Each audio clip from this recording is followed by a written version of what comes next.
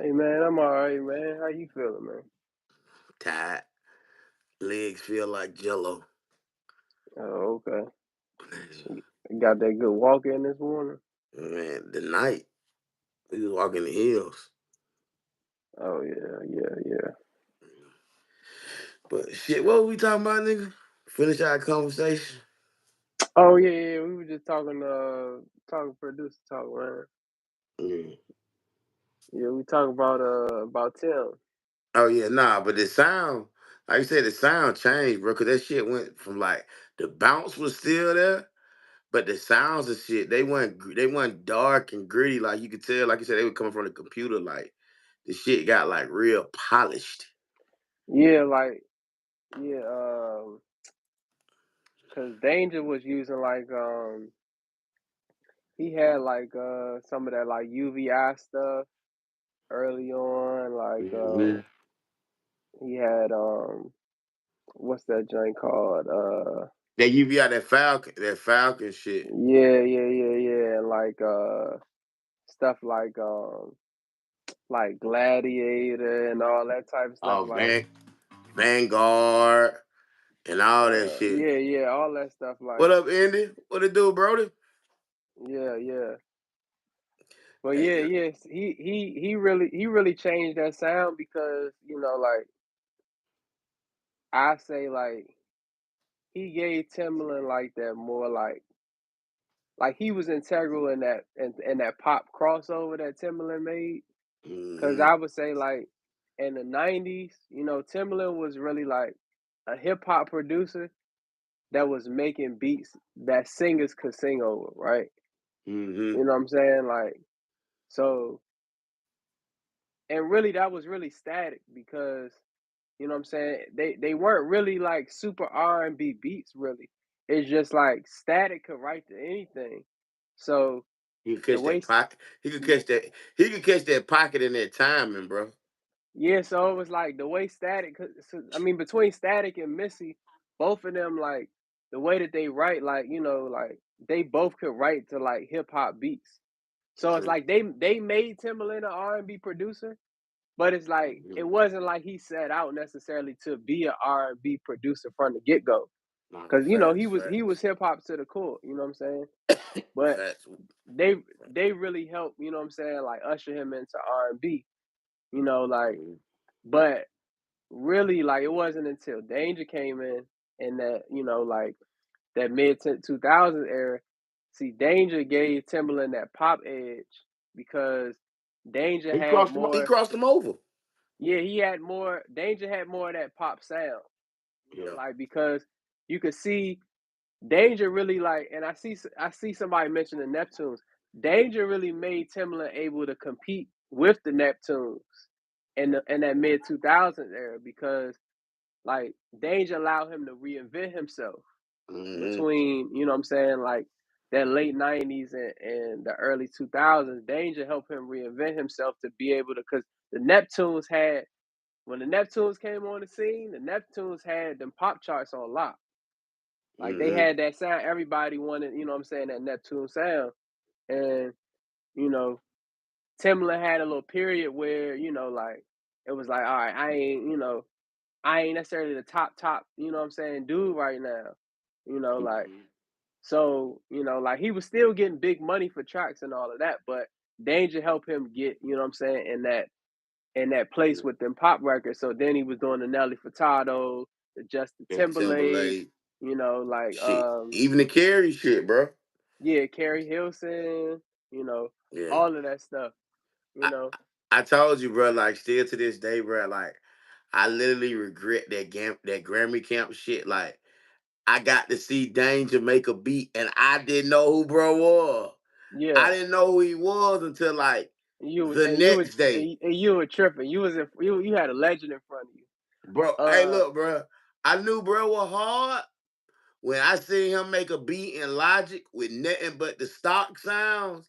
But yeah. he was fucking with like all the LFOs and like Yeah. combining sounds, and that man took a tom drum and made that tom drum hit like a snare.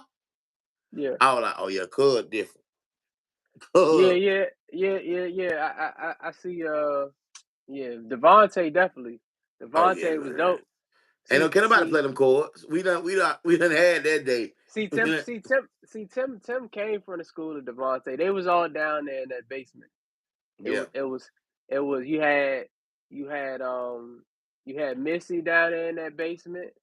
You had Genuine down there in that basement. You had Timbaland in that basement. So really, when Timbaland started doing stuff with Blackground, and he was doing stuff with Missy and Genuine and Leah and all that. All Timbaland really did was, Devontae had a little period where he was going through some things.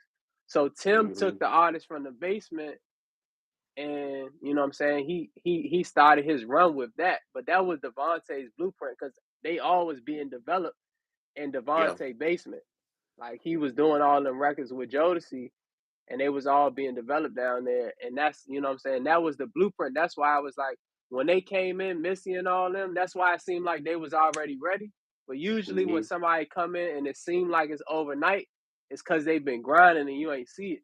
Yeah, So yeah, yeah, like, yeah. Most they was definitely. already they was already getting their feet wet. Saying down there, they was learning from one of the best with Devontae. Like, Hmm. so they was already getting their feet wet. They was already seeing things happen. So it was just like when it was their time, like, it was their time. Yeah, no, facts. Facts, facts, facts, facts, facts, But yeah, facts. they ushered in a new sound, like, definitely when Danger entered the scene, like, because Bro, that nigga, it's just like, to me, like, that nigga was like the first nigga I ever heard really with the arpeggiation synth. Like all that yeah. waka waka waka waka waka waka waka waka waka waka, and doing like that, like having that shit just move, and then like with Danger with the ARP shit, it was a good marriage too, because Timbaland always had groove, so the tricky rhythm and all the drumming to go with the ARP shit, like I it mean, was a that's what made it. See, I say they were a good combination at that time, because Timbaland, he kept it from being too pop by the way he did his drums. Like, that's mm-hmm, why we can still mess with it, because what people don't realize is, like, really, like, genres really, it's just tempo and drum programming.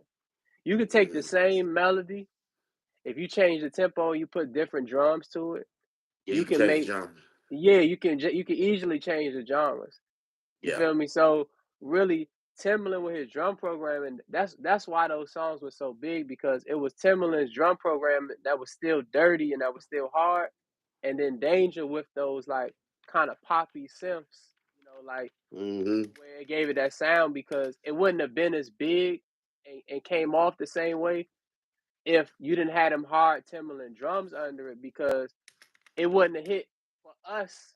You know what I'm saying, the way that it hit for us, because that hit big for everybody, not just, what I'm saying, the pop world. You know what I'm yeah, saying? That really was a big crossover in, what I'm saying, just the hip hop, and, what I'm saying, taking it to a whole nother, you know, level. Like that Justin Timberlake My Love with T.I., like, that was a big record at that time.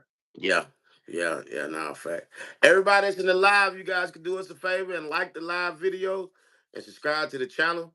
That'll be dope. I know it's late, but we were just having a conversation. I was like, man, let's just get on live and have this conversation. So I appreciate all y'all tapping in with us. But if you could just hit that like button for me and subscribe, we greatly appreciate it. What you was saying, bro? What you was saying? Uh oh, I was just saying, like, they definitely brought in, like, a new sound, especially, just with Danger. And I was saying, when that My Love record came out, just that cross between having Justin Timberlake and And you T.I. had on tip on it. on that type of beat. Yeah, That was something that we hadn't heard before. yeah, Like, so it really, like, it really brought out, I would say, a whole different feel to music. Like, it just felt like music was so exciting back then. yeah. Like, it was just like, because I felt like you still had that essence where, like, people still wanted to have fun with the songs.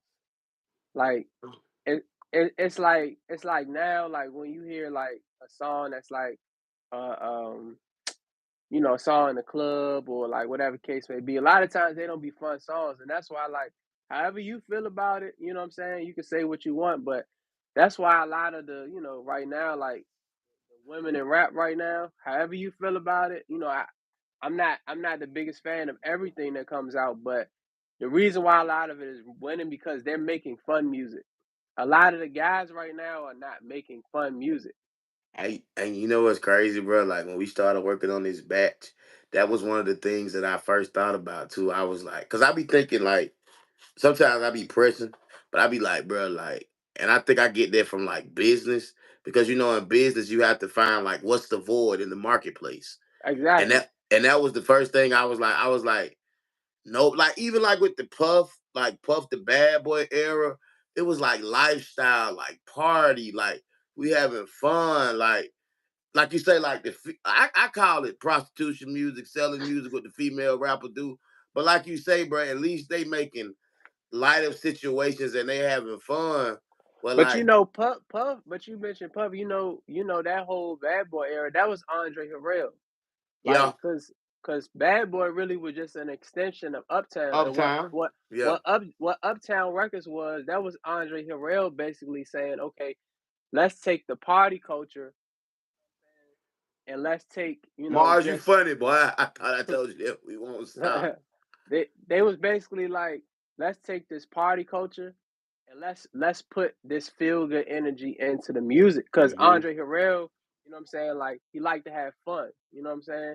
So he wanted to put that into the music, but he wanted to have, like a certain aesthetic to where, like it was high class, but it still had, you know what I'm saying, like some essence of the Elements. Yeah, you still streets. had them elements and the So monotones there. that's why you had Mary J. Blige, like the queen of ghetto soul. You know what I'm saying? Hmm. Like the queen of hip hop soul. You had Jodeci. You know what I'm saying? They singing over. Devante is basically making rugged church music, Hmm. and Jodeci is singing over that. You know what I'm saying? Like harmonizing like they in church. But Hmm. you know what I'm saying? They got on shorts and boots. And leather jackets and You know what and I'm saying? baseball caps flipped backwards. So it's like they had that aesthetic where it was like, it's like, all right, it's high class, but it's also rugged, at the same time. It's still But it relatable. but it was just all about, what I'm saying, having fun and having a good time. Yeah. Like so that's one thing, like when I think about that era of music, especially like, that competition that was out there, like in that mid 2000s era with Tim and the Neptunes and Scott Storch and Dre and you know what I'm saying? Like all of them Hmm. competing. And it was like the competition, it was a healthy competition in terms of like they were all trying to make big records, but they were all having fun. You could tell, you could hear it in the music that they was having fun.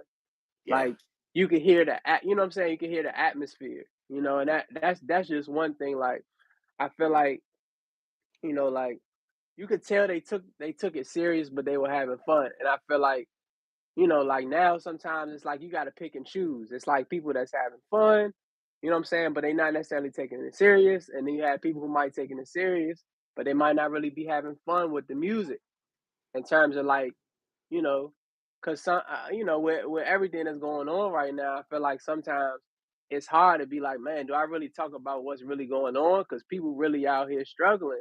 But or you know what I'm saying? Do I just you know what I'm saying have fun and make something you know what I'm saying some party music? But see, here it's two things that go with that shit that you just said though. Because for one, motherfuckers used to have individuality.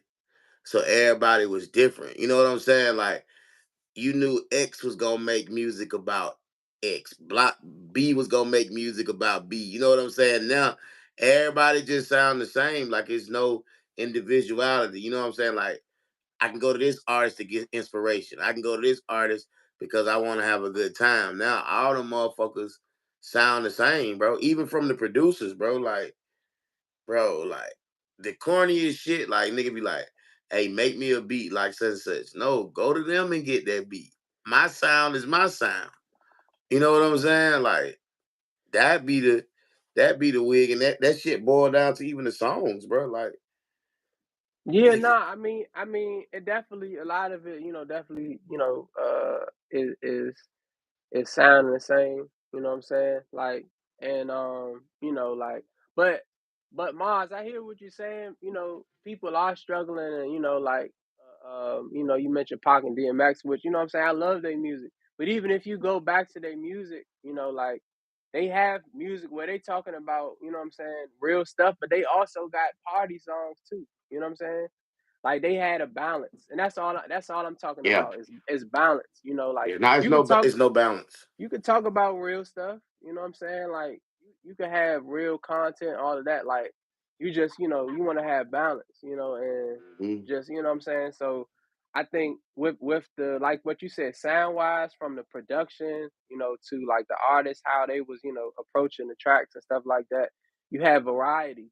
So it's like everybody didn't feel like they had to make the same thing. But I think part of that now is we all competing with the algorithm, and it's like it's not realizing that like we is the algorithm, or at least we used to be.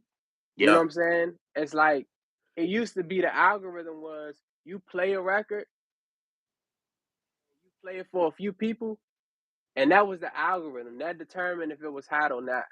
Hmm. Not, you know what I'm saying? Like you put it on social media, and if it fits these metrics, you know what I'm saying, on the right day, you got to post it at the right time. It got to be the right length because people's Right attention span, thumbnail, you know right, what I'm saying? The right, right caption. you know what I'm saying? Like all of this stuff to where it's like the algorithm was initially based off of what they think people want to see, right? Hmm. But at this point, it's like they trying to outthink us, you know what I'm saying? So it's like, we gotta, what I'm saying, realize that we the algorithm, and that's one thing with the music business too. It's like they be acting like music is a runaway freight train right now. Like people don't have no control over like what comes out. You know what I'm saying, or what we listen to. They like, oh, this is just what the people want, or this is what the algorithm likes. But Hmm. it's like, nah, it don't have to be that way because it's like if you got an executive that actually has the power to sign people and actually has the power to do things, being like, oh, it's out of my hands at this point because the way the algorithm is, this is what's working. You know what I'm saying? But then when that thing stopped working, and it's just it's quick, it's here today and it's gone tomorrow. You know what I'm saying? Hmm. Then you on to the next one versus it's like it's a reason why artists that we grew up listening to, we still listen to them. Even I talk a bit about this all the time because I go out, you know what I'm saying, from time to time. I have friends that's DJs. Like, we're still playing music from before the pandemic. If you go out right now, if you go out to any lounge, club, establishment, you'd be hard pressed to find more than 5 songs that were made during the pandemic, songs that were made, let's say, between 2020 and now, that is gonna make, you know what I'm saying, the place really be, you know what I'm saying, high in energy. If But you go out and that's in I've been in multiple cities. Still, the records that get the biggest reaction is stuff that came out before, you know what I'm saying, stuff that came out before this time period. And it's like everybody's a little confused right now as far as how they want to do things musically, and they like, oh, looking at what this person did. But it's like, look, we still listening to, or we still championing like the same artist. It's like Chris Brown is still the biggest R&B artist. I don't care what nobody say. Like, mhm. it ain't no new R&B artist that came out in the past 10 years that's bigger than Chris Brown. And you know what I'm saying? Like, but see, you talking about music though, bro. I mean to cut you off. You talking about music that got shelf life. Shit that they make today don't have shelf life. Like what comes out today, we not gonna give a fuck about it in December. You know what I'm saying? Like the records that we always be talking about, for one, it gave you a feeling. It was real music and it was a real song. This run on sentence shit that these niggas doing now, bro. You're not gonna give a fuck about that shit next year. That shit didn't make you feel no type of way. That shit didn't give you no feeling. It didn't give you no vibe. And it was just some bullshit. It was just for the moment music. yeah, I mean, and it's nothing wrong with that. It's just like it got to be more thought. You know what I'm saying? Put into some of this, and just the development part. Because like I heard, on R&B Money podcast, they were talking about, the biggest problem right now, like in R&B, is not, just that the music is just completely bad. It's that it's underdeveloped. The talent is underdeveloped. It ain't done in the middle. Go back in the oven and bake a little bit. You know what I'm Yeah. saying? So Yeah. it's like, everybody's not the best singer, everybody's not the best producer, everybody not the best songwriter, whatever the case may be. But if you got something, you know what I'm saying, it needs to be cultivated. And it's like people downplay working on your craft so much now, where it's like they just feel like, oh, you know what I'm saying, if I get hot, you know what I'm saying, just doing this, I don't have to evolve. And I feel like that's one of the biggest misconceptions out now, to where it's like, if you get hot tomorrow off a song, you feel like all of a sudden can't nobody tell you nothing, and you don't have no room to grow, or you don't have no room to develop. But that's not how our legends, you know what I'm saying, that we listen to, that's not how they carried themselves. They always was on to the new thing. They was trying to Mm-hmm. learn, you know what I'm saying, new stuff, you know what I'm saying. They was trying to, like, of course they listen, like, keep their ear to the street, but like they trying to, you know what I'm saying, figure out how they can better themselves. It's like, all right, you know what I'm saying, like with, uh, um, with a lot of the older artists, it's like they keep up to where it's like, all right, you know what I'm saying, like even down to a lot of them being able to play instruments. Like, if you think about just the fact that, they don't got to be the best at it, but you just understanding music on a certain level, it makes the music better. You have a better connection to it. So like, I They just, respect the craft. yeah, like, and it's like They, just now with, like, and I can't completely blame it just on like just all the new artists and new producers, because a lot of it is they took the music programs out the school. Like, they they they yeah. they don't have live instruments and live Yeah. players on a lot of these records. So people think, okay, I can get a hit song. Like, you know what I'm saying? We all use all this equipment. We use hardware, software, whatever the case may be. But real instruments, nothing will ever be better than the feeling of real instruments, period. Like, Yeah. when I go see live music, when I go see a live band, it's nothing like hearing a drummer and a bass player locked in. I don't care what software you use, whatever the case may be. Like, I done made beats on everything that you can make beats on. Yeah. AI, AI technology, all of that. That's never gonna replace the feeling. You know what I'm Feeling. saying? That Yep. feeling that's there. You know what I'm saying? A real, you know what I'm saying? Real musicians. The same way it's like, all right, AI can clone a singer and do this, whatever the case may be. AI is not gonna change. Like, like I was listening to um uh that that I'm going down, Mm-hmm. um uh the original version, the Rolls Royce version Mm-hmm. that Mary J covered, right? Mm-hmm. I'm listening to the original version of the song. One of the things that make that song, What? his voice is cracking on the song. It makes you Mm-hmm. believe the performance. When everything Mm-hmm. is perfect, Mm-hmm. you lose some emotion. Mm-hmm. If every note was on, you know what I'm saying? Like, it's okay if some of them notes is a little sharp or a little flat. Yeah. Okay, if you have some of the imperfections in there.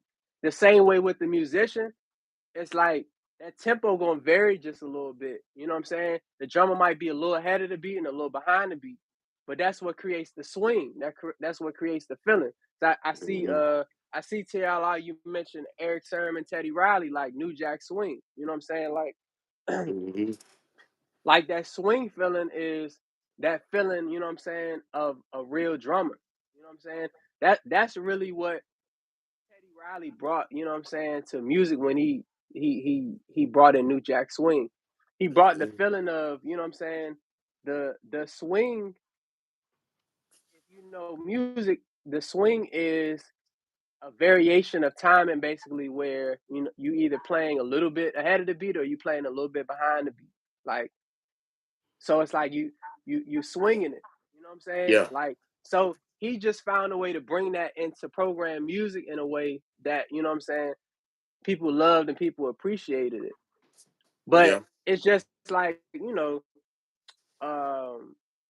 as technology innovates, it's stuff that we can take from it, and it's stuff that, that definitely can help us and make us better. But we can't lose that feeling, you know what I'm saying, of what we had before, from the real instruments to, you know what I'm saying, the real performances, like even down to like, you know, it's like I'll do multiple takes and stuff like that, you know what I'm saying, when because I'm an artist, I'm a producer, and I'm an engineer, so I understand all sides of it. So, you know, as an artist, I might not always do my whole verse straight through, but I like to try to. You know what I'm saying? Mm-hmm. Like, we have the ability to punch in and stuff like that. But if you listen to a lot of them old records, they did them Can't records do from it. top to bottom. Can't do it. Yeah. You In the listen to same in the a same Marvin Gaye room. record, In the same room. They had to practice for a week. If you fucked right? around and you played for James Brown, you better play it right. Cause he finding your ass and slapping you and firing you. You know? Boosie Collins. I seen somebody mention Boosie Collins too, right? And say we don't have no Boosie Collins. A lot of people don't know. Ain't no Boosie Collins without James Brown. You know why? Boosie Collins used to play bass for James Brown. Do And go ahead. do you one better. Ain't no Jimi Hendrix without the Isleys. Did you know Yeah. that? Yeah. Yeah. Yeah. I'm just saying, like, like it's nothing wrong. Like, I don't hate on, you know what I'm saying, like new artists, new music, whatever case may be.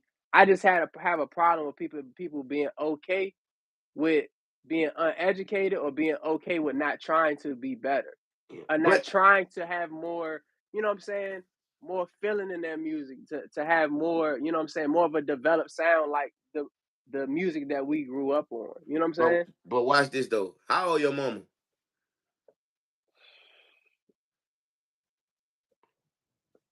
I say she about to be 60. There you go. That plays a big thing because we got older parents. So when you got older parents, they putting you on game to the classics. Because of your parents, you know what real music sound like. They helped build that muscle, and we didn't even know they was helping build that muscle. Then No, shit. you absolutely right about that. And then, like you say, like if you in public school, nigga, you was in the band or some shit. If you go to church, you like how we be doing them records and all that background, but that's straight choir practice, bro. Just knowing where a tenor, a alto, a soprano, a baritone, what harmony is. Like, bro, the choir director at my church could probably come lay these BGVs better than I can. But all of that shit is like gumbo, bro. But like niggas don't have them foundations. That's why I still to this day I don't be understand how niggas be like, yeah, I produce music, but what's your foundation? You know music? You was in the choir? You was in the band? You was in the orchestra? Like if you can't talk that shit to me, you know what And I'm and saying? It's like, and even with that, that's okay. That's fine. But it's like you gotta wanna, you know what I'm saying? It's like music is one all of right, the Indy, I got only you, bro.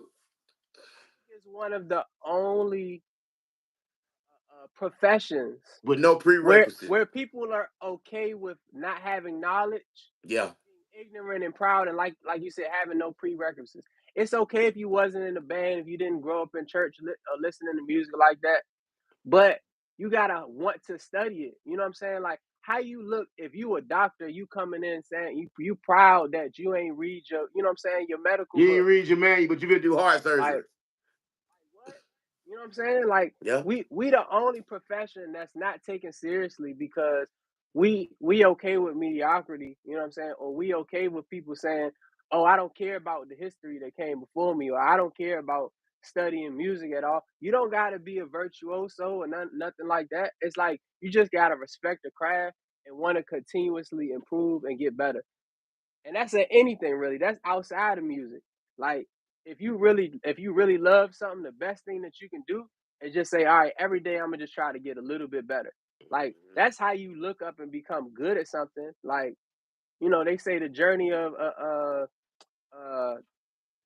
1,000 miles start with one step. You know what I'm saying? Like you just gotta put one foot in front of the other. But it's just like now because it's a gift and a curse. Because we have people that are talented that we would have never heard if it wasn't for this internet. But at the same time, we have people that slip through the cracks because, like the access is there, it's unlimited. So it's like, and with music, it's like the branding in the market now is like, oh, it's so easy, a dog can do it.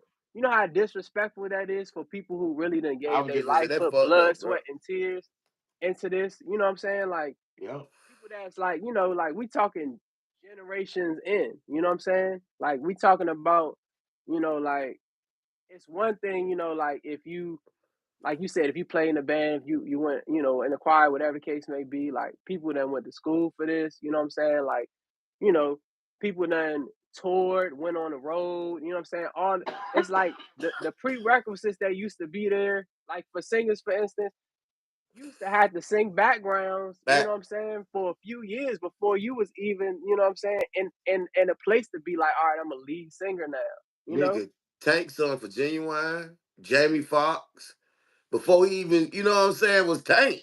You know what I'm saying? Like, it's so many folks that sung backgrounds for people that before they even became like lead singers, dog.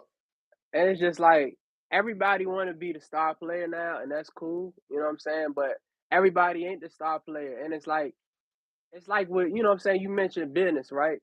Like the best business owner is somebody that understands. You know what I'm saying? Like that every job has its place, right? So Yep, like if you a business owner and you afraid to bust a table down, you know what I'm saying? If you got a restaurant or you yep. afraid to get in that kitchen to see what's wrong, you ain't You really in the in it. wrong business, You know what I'm dog. saying? And that's the thing. It's like you don't have to be able to do everything. You don't got to be the best, and you don't even got to be the front person. You know what I'm saying? If you a behind the scenes person, if you a producer, if you an engineer, you know what I'm saying? Like if you a manager, if you an A&R, if you an executive, you know what I'm saying? All you got to do is be great at your position because everybody can't be great at everything.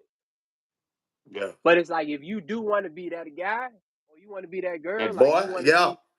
you want to be in front, you know what I'm saying? You got to be prepared, you know what I'm saying? Because we done seen plenty of people, they get the chance and the opportunity of a lifetime and they not prepared. Like, you know what I'm saying? How many people we done seen, they done had one song, they done had one good song. And can't come back with number two. Every time it happened, I'd be like, up, the clock just started.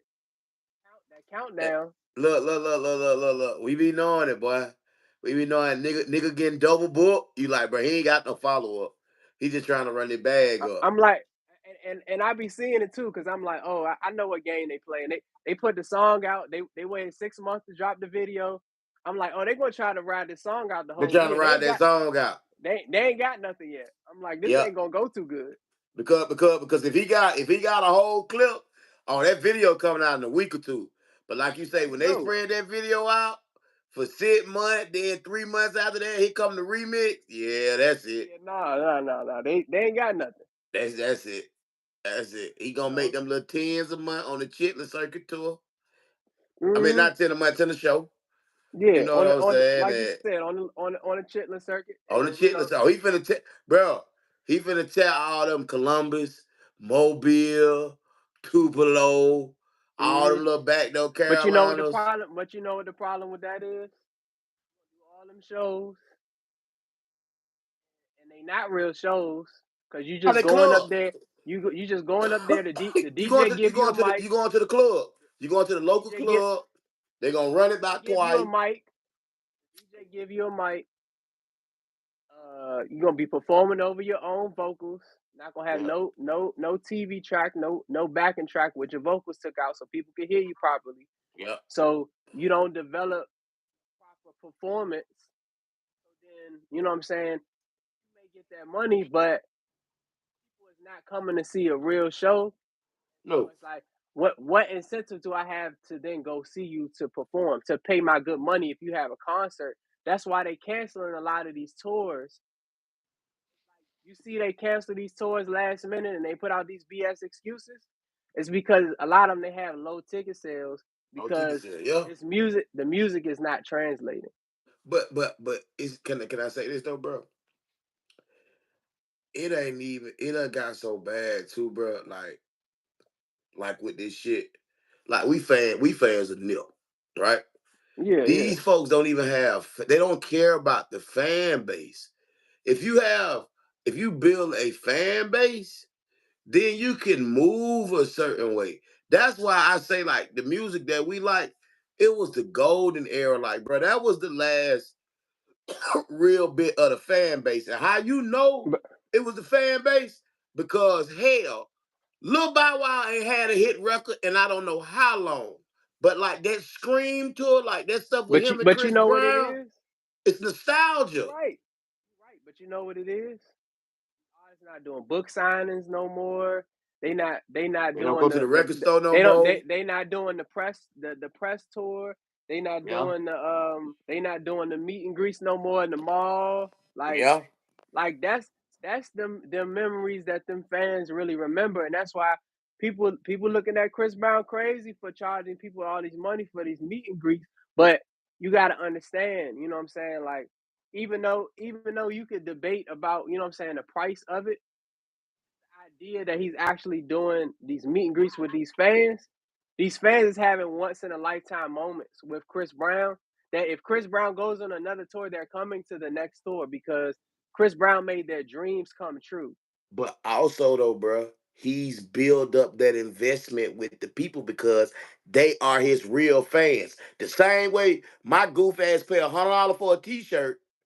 That man, he's built up trust with me as a fan to whatever he put out.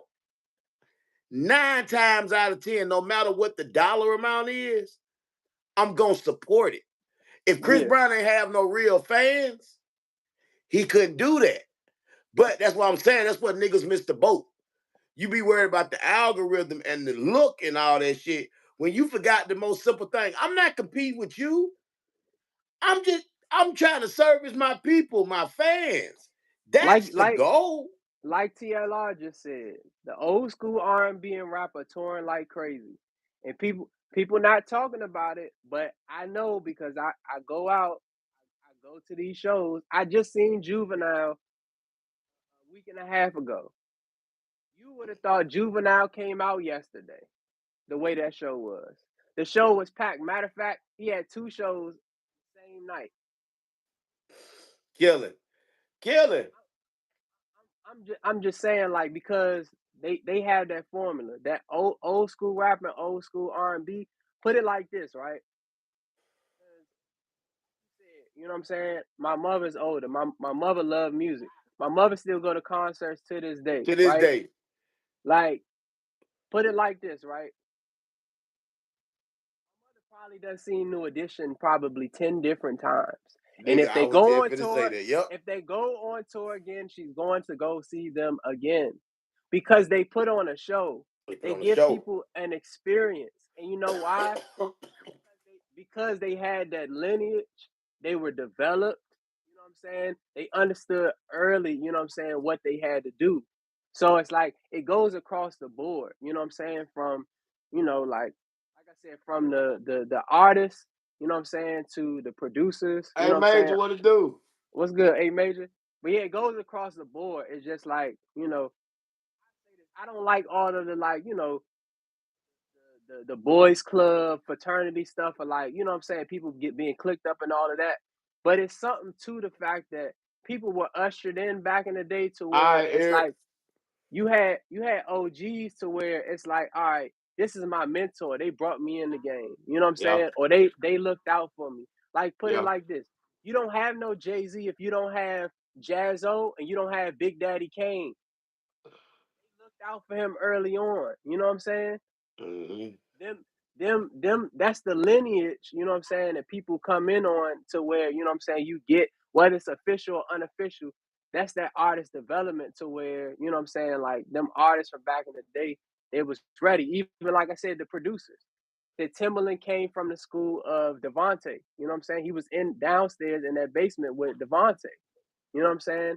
Like, Mm-hmm. it's just a whole different thing. And it was like, even back then, if you didn't have a mentor, they was listening to, you know what I'm saying, they inspirations, songs, they was listening to them over and over again Like Dallas Austin said, he was like, you know, to listen to my favorite songs and just try to play the parts. Just try to Mm-hmm. play all the parts on all my favorite songs. Like that's part of how he got good as a producer. You know what I'm saying? Like Mm-hmm.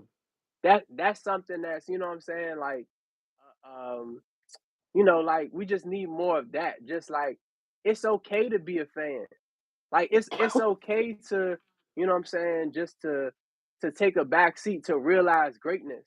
You know what I'm saying? Like it's okay to be like, you know what? Like let me learn how they put this song together just so I can understand song structure. You know what I'm saying? Mm-hmm. So I can understand how to, you know what I'm saying, put a track together. You know what I'm saying? Like it don't make you any less just because like a real man or a real woman can admit when they don't know something. Mm-hmm. I can admit that I don't know everything. So when I'm like, damn, I don't know that artist or I don't know that producer, let me go look up their catalog. Or, you know what I'm saying? Let me go find out, like, you know what I'm saying, who produced this record or who wrote this record. You know what I'm saying? Mm-hmm. And let me look through, you know what I'm saying, like other stuff that they did. Like when you really look into it, you really realize like none of this stuff be by accident or by mistake. You know what I'm saying? Like if you really look into it, you always gonna have flash in the pans, right? But if you really look into to the people that have had careers in this business, they all came from somewhere. They came from something. They didn't come out of nowhere. They had to study. They had to learn. They had to be students first. You know what I'm saying? And that's all I'm saying now. Like I don't mind a lot of, you know what I'm saying, the music and where people is going now. Like I don't mind because I know that they don't know. I just want more people to want to know and want to be better musically. You know what I'm saying? The Hell's what it producers do. and the artists. You know what I'm saying? Nah, Like, nah, bro, because you have everybody with the shit, bro. You know, I don't play. I'm just Quincy Jones. What? What? Nah, I don't play, bro. I'm just Quincy Jones. I'm like, bro. Do you first of all, if you a fan of Harry Potter, you know to be like Voldemort. We don't speak of his name. Like, yeah, people dog, be that people be throwing Quincy name around like he ain't do no work. Like hey, let's bro, like, like, forget nah, dog, like, before Quincy did Thriller.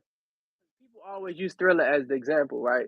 no, we ain't even got to But go there. We ain't even got to but go there, before bro. that, but I'm just saying, before Quincy did Thriller, like, do people realize Quincy was a whole jazz composer? Like, and we're talking about in the days where they were writing arrangements on Paper, pencil and paper. paper. Like, meaning if you mess something up, you got to start over again.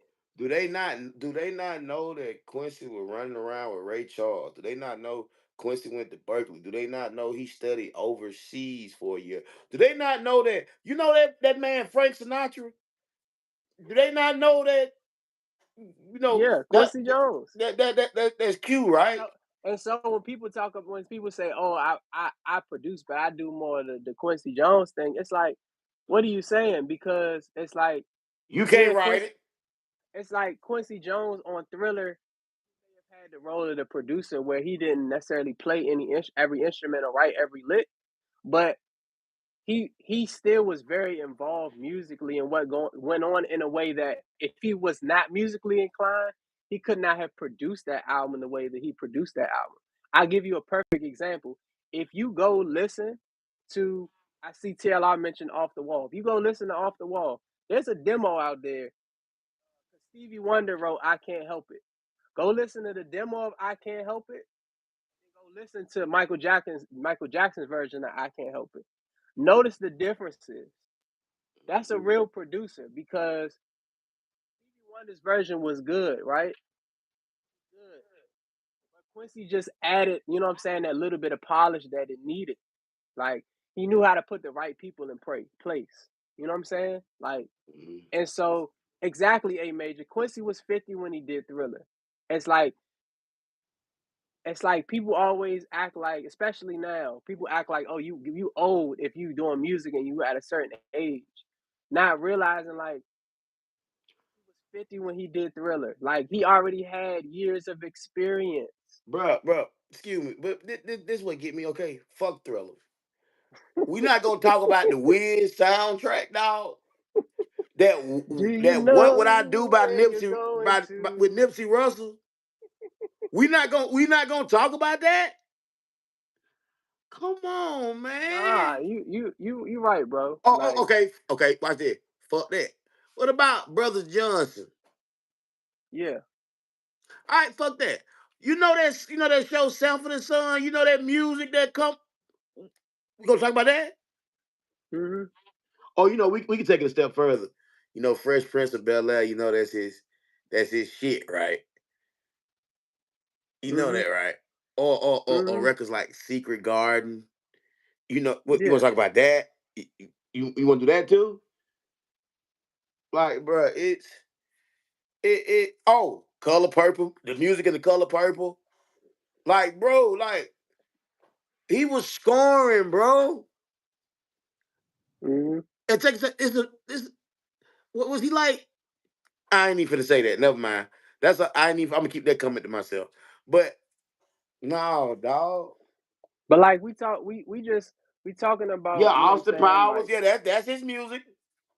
Like we talking about just the fact that like just the art form, you know what I'm saying? Like it is not Don't where it forget needs to Roots. be. You Oh, know what I'm I saying? forgot about Roots. That's what I'm saying. Like the range, dog. Like, and then Like, the other part about it is when you write that stuff down, you have a relationship with the notes.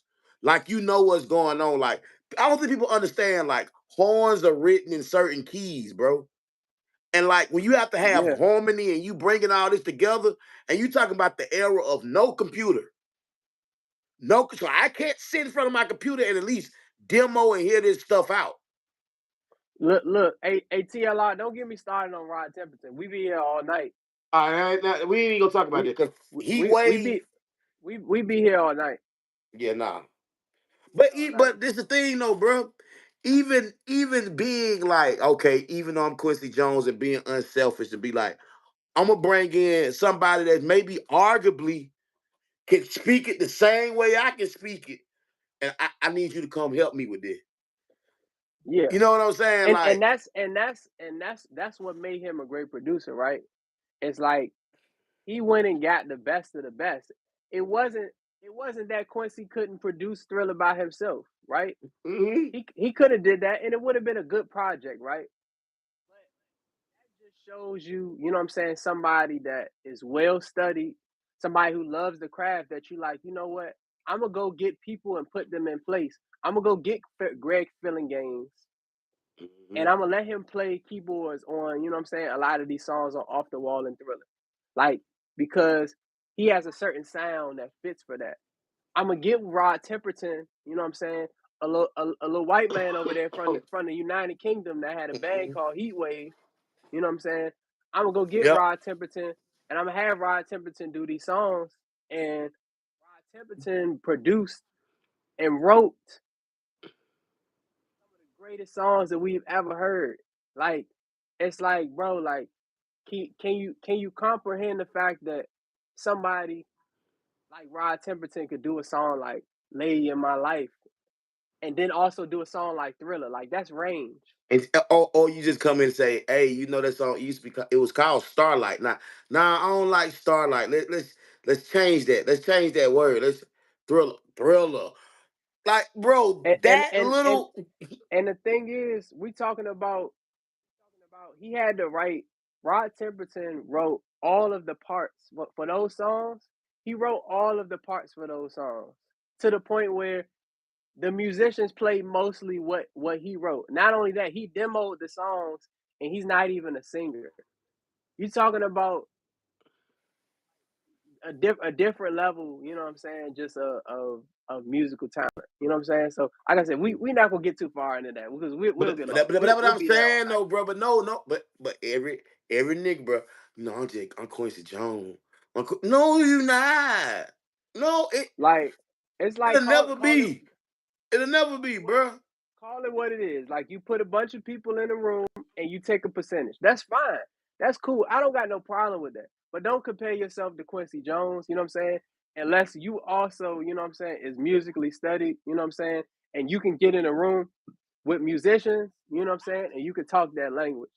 Because if you can't do that, then you know what I'm saying, you don't need to be comparing yourself to Quincy Jones. You do what you do, and that's cool. You know what I'm saying, but don't be out here throwing Quincy name I, around like that, man. I know you ain't a big. I know you ain't a big sportsman like that, bro.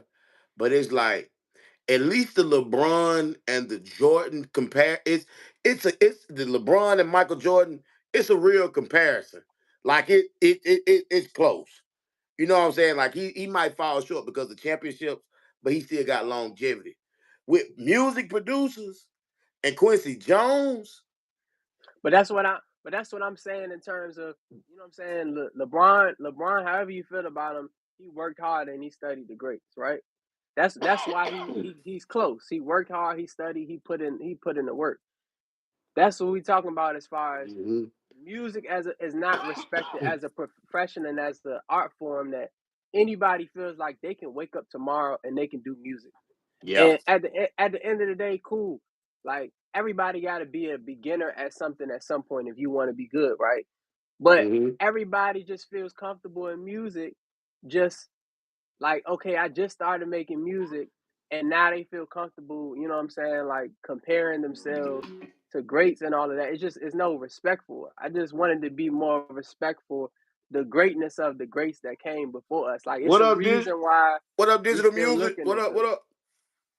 It's a What you saying, bro? reason My why we bad. still it's a reason why we still listening to this music. It's a reason why people are still sampling this music because there's a feeling there. There's real musicians playing.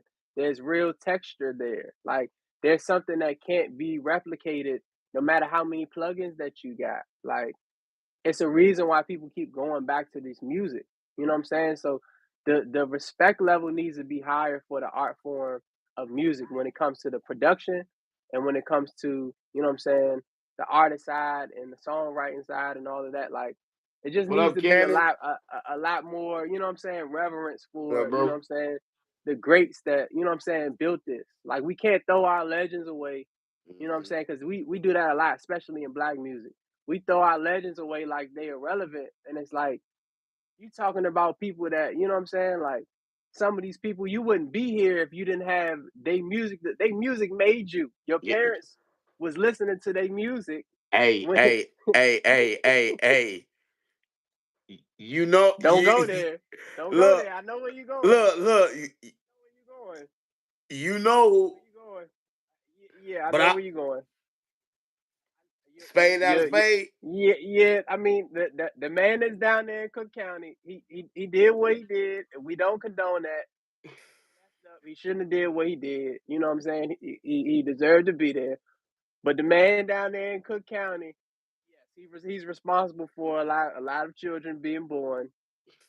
Yeah, he's responsible for a lot of R&B lineage. Absolutely. Yeah. But he can stay down there in Cook County though. Alpha me, what it do, bro? Kanan, what it do? Hey, you gotta answer this question, bro.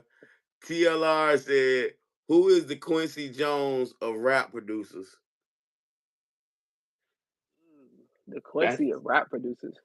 that's a nice one though. Mm, the Quincy Jones of rap producers. That's a good We question. good? I don't. I gotta think about that. I don't. I don't know I if mean, we. you know who the obvious is. We got Dr. Dre. You That's the know. obvious. You know. But I mean, it just, like I said, Quincy's in a class of his own. So just like I don't even really like Yeah, nah, yeah. comparing comparing him to nobody because Dr. Dre is great in his own right. We don't need to compare him to Quincy. It's two different eras. It's two different types of music. We don't need to compare it. You know what I'm See, saying? but I think the thing is like with Drake, like especially even from musicianship level, like no, not saying not taking nothing away from Dre, not, you know what I'm saying, but I think what gives Dre the is because of the Sonic, and Dre has a sound. I Hey, can't say I, Kanan. Joe. definitely is hard. And no Joe from Rap a Lot Records, he definitely see like that's what I'm talking about though. Like Joe's the type like he'll play, you know what I'm saying? He'll play guitar on his record. You know what I'm saying? Mhm. Like that's why I like that you had like that UGK music, like Scarface Mhm. music, stuff like that. It got that feel to it because you got like No Joe might, you know what I'm saying, play guitar on a song, you know what I'm saying? Like Pimp C was producing a lot of that stuff. Like he might, you know what I'm saying, get some musicians on there. Like I found out some of the UGK music, they had a guitarist from the funk band The Meters to Mm. play on like Pimp C really like they was like he really had for UGK, he really had them running up their budgets because after the album was supposed to be done, he spent a couple extra months just getting musicians and getting people to play, play some organ here, you know what I'm Mhm. saying? Like But it go back to the original thing, how we started this conversation. Pimp love music. mm-hmm. Niggas don't do that shit unless you love the music. Cause bro, you know this shit, bro. When you chasing greatness, bro, and you want to be great, bro. You think we really care about how much money we spend or what we trying to achieve? The money, the money, the money is just access to the Yeah. extraness. Yeah, When it you it when it when you it, chasing, it helps you, but at the end of the day, like when you think about it, like, when you talk about art on a high level, right? hmm The greatest artists didn't get to see their work, you know what I'm saying, being appreciated at the highest level. Like they didn't get their full just due, or like let's think of projects that came out at the time that weren't necessarily the biggest commercial successes, but over time, you know what I'm became a saying, like classic. they became classics. You've seen that with movies, you know what I'm saying? You've seen Mhm. that with music, you know what I'm saying? Like where, you know, if you're just doing it for the money, you know what I'm saying? Like you may not get that at that point in time, you know what I'm saying? But people who really do it for the art, you know what I'm saying, for the love, they may not get that just due, you know what I'm saying, right then and there, but it may come back around later, you know what I'm saying? Um Jermaine definitely, I can't really we can't really compare because it's different eras, different types of songs. But I will say Jermaine definitely deserves his credit, being as though it's not many people that can produce a song, you know what I'm And right saying, that bit. and write a song, you know what I'm saying, And right and that bit. and be able to have these songs be at the highest level, like charting, you know what I'm saying, like we remember them, you know what I'm saying, like it ain't that many people that's And to me, to be honest, bro, as like we study Jermaine more, bro. Jermaine is really he's a songwriter first, a producer second. He's just a not absolutely. song. He's just a Be songwriter because that because can make a beat. because because for real, like Jermaine Dupri, like you said, he songs first. So a lot of his beats, if you listen to them, you know what I'm saying, his beats do what they need to do. A lot of them they're not flashy, you know what I'm saying? You don't have the triple time hi-hats, you know what I'm saying? A lot of them hmm it's a straight drum beat, you know what I'm saying? And some piano, maybe some guitar, and maybe a lead, whatever the case may be, bass line. Like a lot of times the track just accomplishes what it needs to accomplish because like you said, he's a songwriter first. hmm So you know what I'm saying, but there's a benefit in that though because you know what I'm saying, like he's already thinking about the finished product. Product. So it's like this is just getting him there, like the beat is just a part of him getting to the finished product. You get what I'm saying? It's like um if you could design, it's like broken draw broken draw a house, but he can go in there and build it if he have to. yeah. That's the Organized noise is one of my favorite, is one of my favorites, definitely. Like they were pioneers as far as mixing like the samples with, you know what I'm saying, bringing in musicians and, you know what I'm saying, real music and all of that. Like they were one of the first that was really blending the samples and the original music the way that they did it. Like I'm not saying that other people didn't do it before them, but the way they did it before organized noise, you know what I'm saying? Most of the stuff that you heard, it was either or. It was either you were sampling or you were replaying something. Like a lot of people don't know, a lot of the like early hip hop, like Sugar Hill Gang, stuff like that, they were replaying some of them samples. Mm-hmm. So like they might get a band, pay a band and replay the sample, whatever the case may be. Like because the sampling technology at that time wasn't the greatest. You could just loop the song. Like they were looping some of those songs on turntables because the sampling Mm-hmm. technology wasn't there yet. So they would loop the song or they would get a band and replay it at that time. And then over time you got the sampling technology evolved to where, you know what I'm saying? Because at first you didn't even have a second of sampling time. That's why like we hear like Run DMC songs or you hear all them stabs. That's all the sampling time they had. Burn, that's all they had.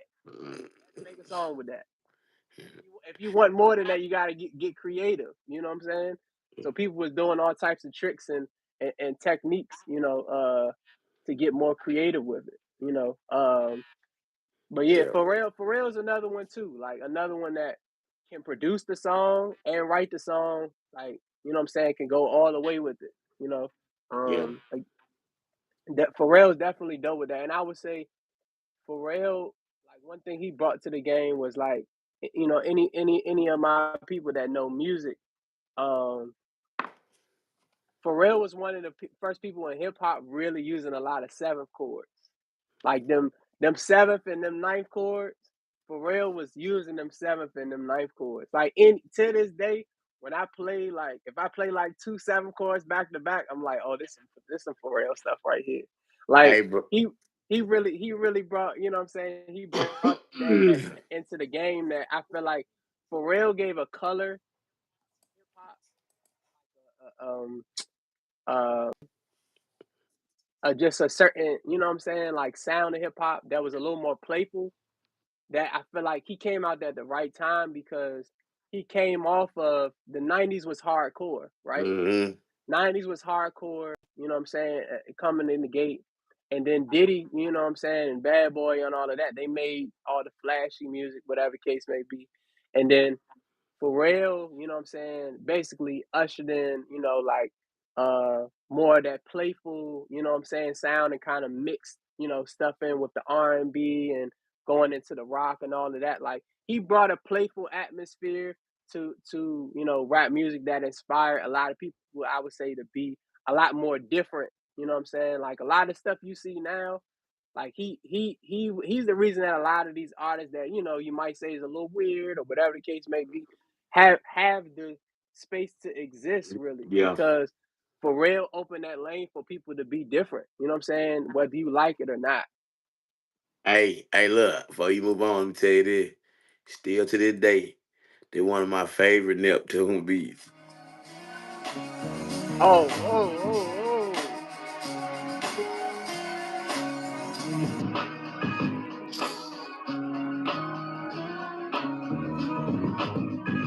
That shit. Hey, oh. bro. You talk about a perfect beat. Bro, what? And then What? here's the thing too, right? The thing about them old producers that get me, right? If you listen to these Pharrell's beats, that bass sound, if you go through a motif keyboard, you can find that bass sound. That bass sound is probably on 100 different Neptune's beats. And so, like, I love technology. I love the VSTs and what you can do with that and all of that. But like, when it comes to creativity, sometimes having too much, you know what I'm saying? It's too much. And it's like they was able to make all of these hit songs where a lot of these sounds was out the same keyboards. Well, Like, that's why I told you, bro. When I got them ski drums and them little four little kits, I was like, bro, this yeah, all I'm using. I'm not finna go through all this stuff. I said, I'm yeah, finna, I'm finna make my kits out the sounds that I like, bro.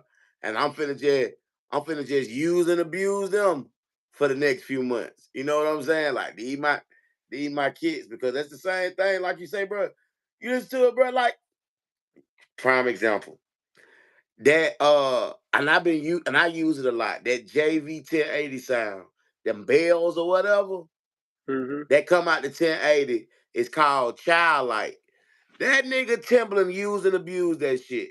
Cause in that player that yeah, cheers to you, then the same bells he used in that. I think he used them bells in 1 in a million. Like they sound good. yeah. I'm not finna go through all this stuff looking for some bells when I know, oh, I want some bells.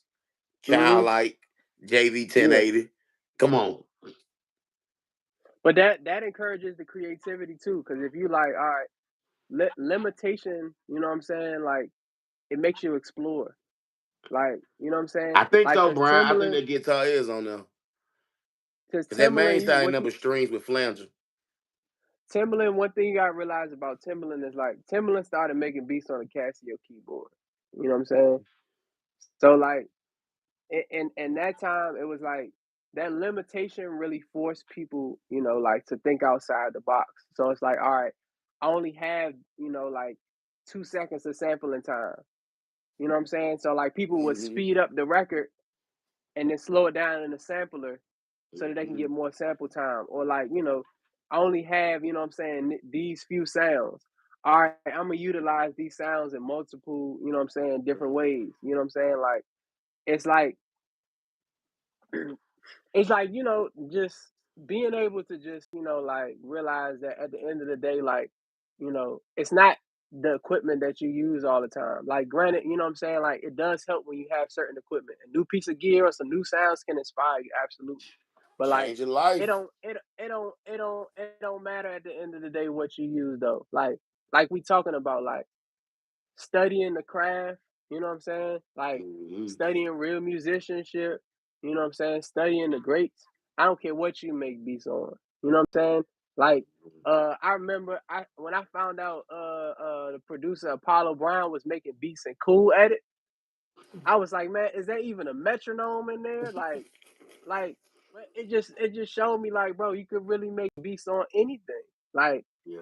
and it's like now it's like to this day, it's like I always tell people like I've made beats on FL Studio. I made beats on MPC. Those probably the two that I've used the most, like MPC and FL Studio.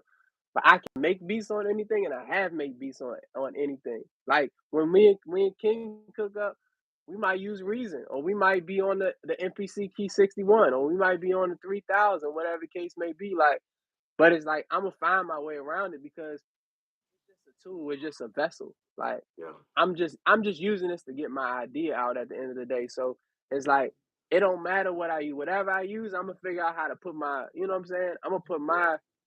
my feeling into it. You know what I'm saying? Like that's all it is. So like, because I seen somebody asking here what should they what should they get on first? It's like it don't matter. Whatever you drawn to, you know what I'm saying? If it's a program, if it's a piece of hardware, whatever the case may be, try it Mm-hmm. out, but don't let that limit you at the end of the day because the limitations didn't limit our greats that we listened to. They used what they had and they made the best of it. Yeah, no. Hey, May say when Scott Storch was on the scene, I went crazy seeing what he did on the keyboard. Man, that man was dog walking that motif strings. He was dog walking that motherfucker, bro. That Yeah. what he was doing. Brian had, yeah, all of Manny Fresh beats were only 8 sounds. He was on the SP. Hey man, what I just found out from Jay, that SP only got 2 seconds of sample time. So you really got to be a creative motherfucker. Hmm. Really got it. Yeah, Pain One do use Acid Pro. I seen him do a beat he did for Jeezy on that Acid Pro. I would have never knew that, bro. Hmm. Pain and he was breaking in VSTs and all that, bro. Like Yeah. all that, and I was like, and this back when I was watching YouTube, like in high school, bro. Because it was Yeah. on. Recession came out what, like right before we went to college. Yeah. Because the recession was I was like 2008, I want to say. Okay, so it's a beat he got on Recession or what have you. And because I want to say he did that Jeezy don't do it. No, don't let him down. I want to say that's him, but he got a video breakdown. I don't know if he still got it online, but he was using Acid Pro, bro, and bringing in plugins on a Yeah. PC, and I was like, oh my god, this looks like a science fair project. Well, But yeah, man. It don't. It really don't matter, man. I remember when I first started making beats, like I don't even remember what the name of the program was, but I don't know if y'all remember. They used to have a PSP. It was the portable PlayStation. It was a program on there that you can make beats on. I don't remember what it was called, but I probably made my first beat on there. Like, Mm-hmm. and like, what's his name? Lex Luger said he made his first beat on MTV Music Generator. Like, it's like, bro, like it's like it really don't matter. Like at the end of the day, like yeah, we talk about like analog, we talk about, like just the feeling and texture of, using musicians or what I'm saying, using certain equipment. Yeah, that's great. You know what I'm saying? If you can do that, you know what I'm saying? If you have the ability, you know what I'm saying, to get your hands on that equipment, definitely do it because there's nothing like, what I'm saying, the sound of that. But at the end of the day, it don't matter what you use. You know what I'm saying? It Mm-hmm. just matter what it sounds like and how Yeah. it feel at the end of the day. You know what I'm saying? Hey, bro, I guess I'm spoiled. You know what I made my first beat on? What A motif and an MPC 60. you asked for you. I was with my sister, bro. I was her tag along. I was hmm 9. Told you, me and the MP got a different relationship, bro. We Yeah, yeah, yeah. Man, I remember. I remember when man, I remember I saved up. I worked the summer job, right? Cause I had the FL. I was rocking out with the FL at first. I hmm worked a summer job, got me a little money together. I got me an MPC 1000. I got me the Akai MPK MIDI keyboard. You finna cook. Uh, You I finna got I cook. got me I got me some KRK speakers and Nigga, all and that I shit you had when I seen you in the dorm room. yeah. That was from, bro. That was from working a summer job, bro. I worked a summer job, and while everybody was working their summer job, and they was going shopping, and Uh-huh. they were. I'm telling the times right now. You can remember what year this was, but by what I'm about to say. Everybody was going to Aeropostale, and they was and they was going to Hollister. Abercrombie and Yeah. Hollister, and they was spending their checks. Yeah, yeah, I yeah, yeah. I was like, let me go get me some equipment. You know what I'm saying? So, like I said, I got that MPC 1000. I got that Akai MPK Nigga, keyboard, the I remember the 40. whole setup. Yeah, the You 47 to had them big 49. ass Yeah, KRKs. the You had KRK8. the Akai MIDI controller. I remember the Yeah, 1000. I went and got me a record player. I went to the record store, bought as many records I could find, and and then I went to my grandmother's house. I got all the old records that she ain't want, and I went to my mother's house, and I got all the records that she ain't want. I tell you, Hey, bro, dorm room them literally looked like first, a studio. Cause you had a mic first, too. I You brought a mic. did them first batch of records that I had, bro. When I tell you how I really like, like my school was, I take those records and it was like I had the same records. I probably flipped the same records probably 3, 4 times, probably 3, 4 different ways. Like Mm-hmm. that's when you still experimenting and you still trying to get good for real, for real. But it Mm-hmm. was like I was like, all right, you know what I'm saying? I gotta make the most of this because them records ain't cheap. You know what I'm saying? Like I'm telling you, like Yeah. out of all, you know what I'm saying, I bought all that equipment, you know what I'm saying? I got these records. So I'm like, all right, I gotta make something out of this, you know what I'm saying? But yeah, that was that was probably like 2000, probably like 2009, I want to say. Well, nah, this was 2009 when I got the stuff. Because by the time you met me, Okay, okay, okay. I had already had it for a couple years. But when I Yeah. got it, this probably was like 2009. Gotcha, Yeah. gotcha, gotcha. And I wanted to get the MPC because I'm just like I'm looking at all the greats that I like. You know what I'm saying? I'm looking at DJ Premier got an MPC. I'm looking Alchemist got an MPC. I'm Mm-hmm. looking Pete Rock got an MPC. Dr. Mm-hmm. Dre used MPCs. You know what I'm saying? Like I'm look all the producers I like, got MPC. So I went and got that 1000 thinking I was doing something, not realizing that 1000 had a pad defect. So if you had the Mm-hmm. black one, you was okay. If you Yeah. got the blue one had a pad issue. So it's Mm-hmm. like the pads would get hard. and you couldn't really, you couldn't really do what you needed to do. So it was like it was crazy because I started putting my samples. I would just skip certain pads because I knew like it was like a couple pads that didn't quite function right. So I Mm-hmm. would just skip skip around those pads when I would program my stuff and all of that. But Mm-hmm. yeah, man, those was the Hey, times, man. I told you how I became dark skin, right? Did I ever tell you that? Did I ever tell you the story? How? How I got kicked out the light skin community? What are you talking about, bro? Bruh, so what happened was I wanted Logic. Logic was $1,000. So I started working with my daddy on his off days when he used to work for his company for himself, right? Yeah, And we used to be outside cutting like all the baseball players' yards and stuff like that, bro. yeah, Nigga, my ass done got out there and got a goddamn tan. And so I'm thinking, oh, I just ain't washing my face good, or I'm dirty or shit. So I go to my grandmama so she can scrub my face real good. Nah, nigga, I caught a tan and it was permanent. But I bro. was out there cutting grass and stuff, working with him to save up that little 1100 to buy Logic Pro. Bro, you were black that whole time. You just hadn't been in the sun enough. That's all that was. You just needed a little Man, sun. listen, bro, I was like, bro, I'll show you the pictures, bro. You were vitamin D deficient. You just needed a little vitamin D, man. Hey, bro, that's why I don't go outside now, bro. That shit messed me up, bro. But nah, bro, you I were grinded, bro. I grinded that whole summer, bro. I tore riding lawnmowers.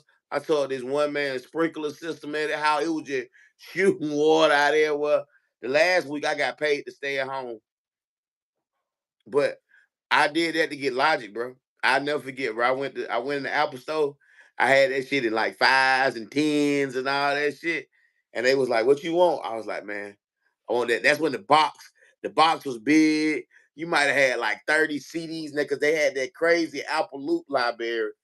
Bruh, yeah, I started downloading that shit. That shit said, "Oh, it can't come on because I gotta upgrade my RAM." Because back then it was only like 1 gig of RAM in the little MacBooks, so I had hmm to upgrade it to like the 2 gigs of RAM. But I had some extra money saved up. Got that RAM, yeah. man. A a Please, a major that Phantom changed the game. Like a lot of people don't realize. Like back then, the Phantom was like you would have thought that was a superhero machine or something. Like because the Phantom back then, like with the pads, like it was like that was like the first keyboard that came out. keyboard That with was the like it was a workstation and it had the pads on it. And like because we talking produce stuff now. So like everybody know like Motif had the pianos, right? But like Mhm. if you go back to early trap music, a lot of them early trap producers had phantoms because the phantoms had the best horn sounds in them. Like horns and basses, like horns.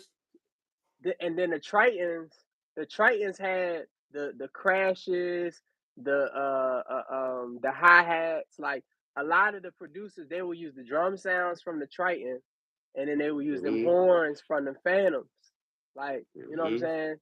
Like and like I said, the Motif had the pianos and the electric pianos in there to where like anybody who like you go see somebody and they play in church. Back then you had a motif. You wasn't a real player unless you had a motif back then. Hey, Tudo, because I was watching a video on Tunk was at Treehouse, and he was talking about how easy like the sampler was in the Phantom too, Yeah, like the sample records and chop them or whatever. because the It was- fa- the Phantom was made more for like technically the motif was a workstation, right? But the Phantom was like one of the first like producer focused like Mhm. workstations because they made the Phantom like with producers because Roland has always been forward thinking like that. So like Mhm. they made it, Appreciate you that know what I'm saying? homicide. with producers in mind to where like you can sample on the motif, but it's not made for sampling. You know what I'm saying?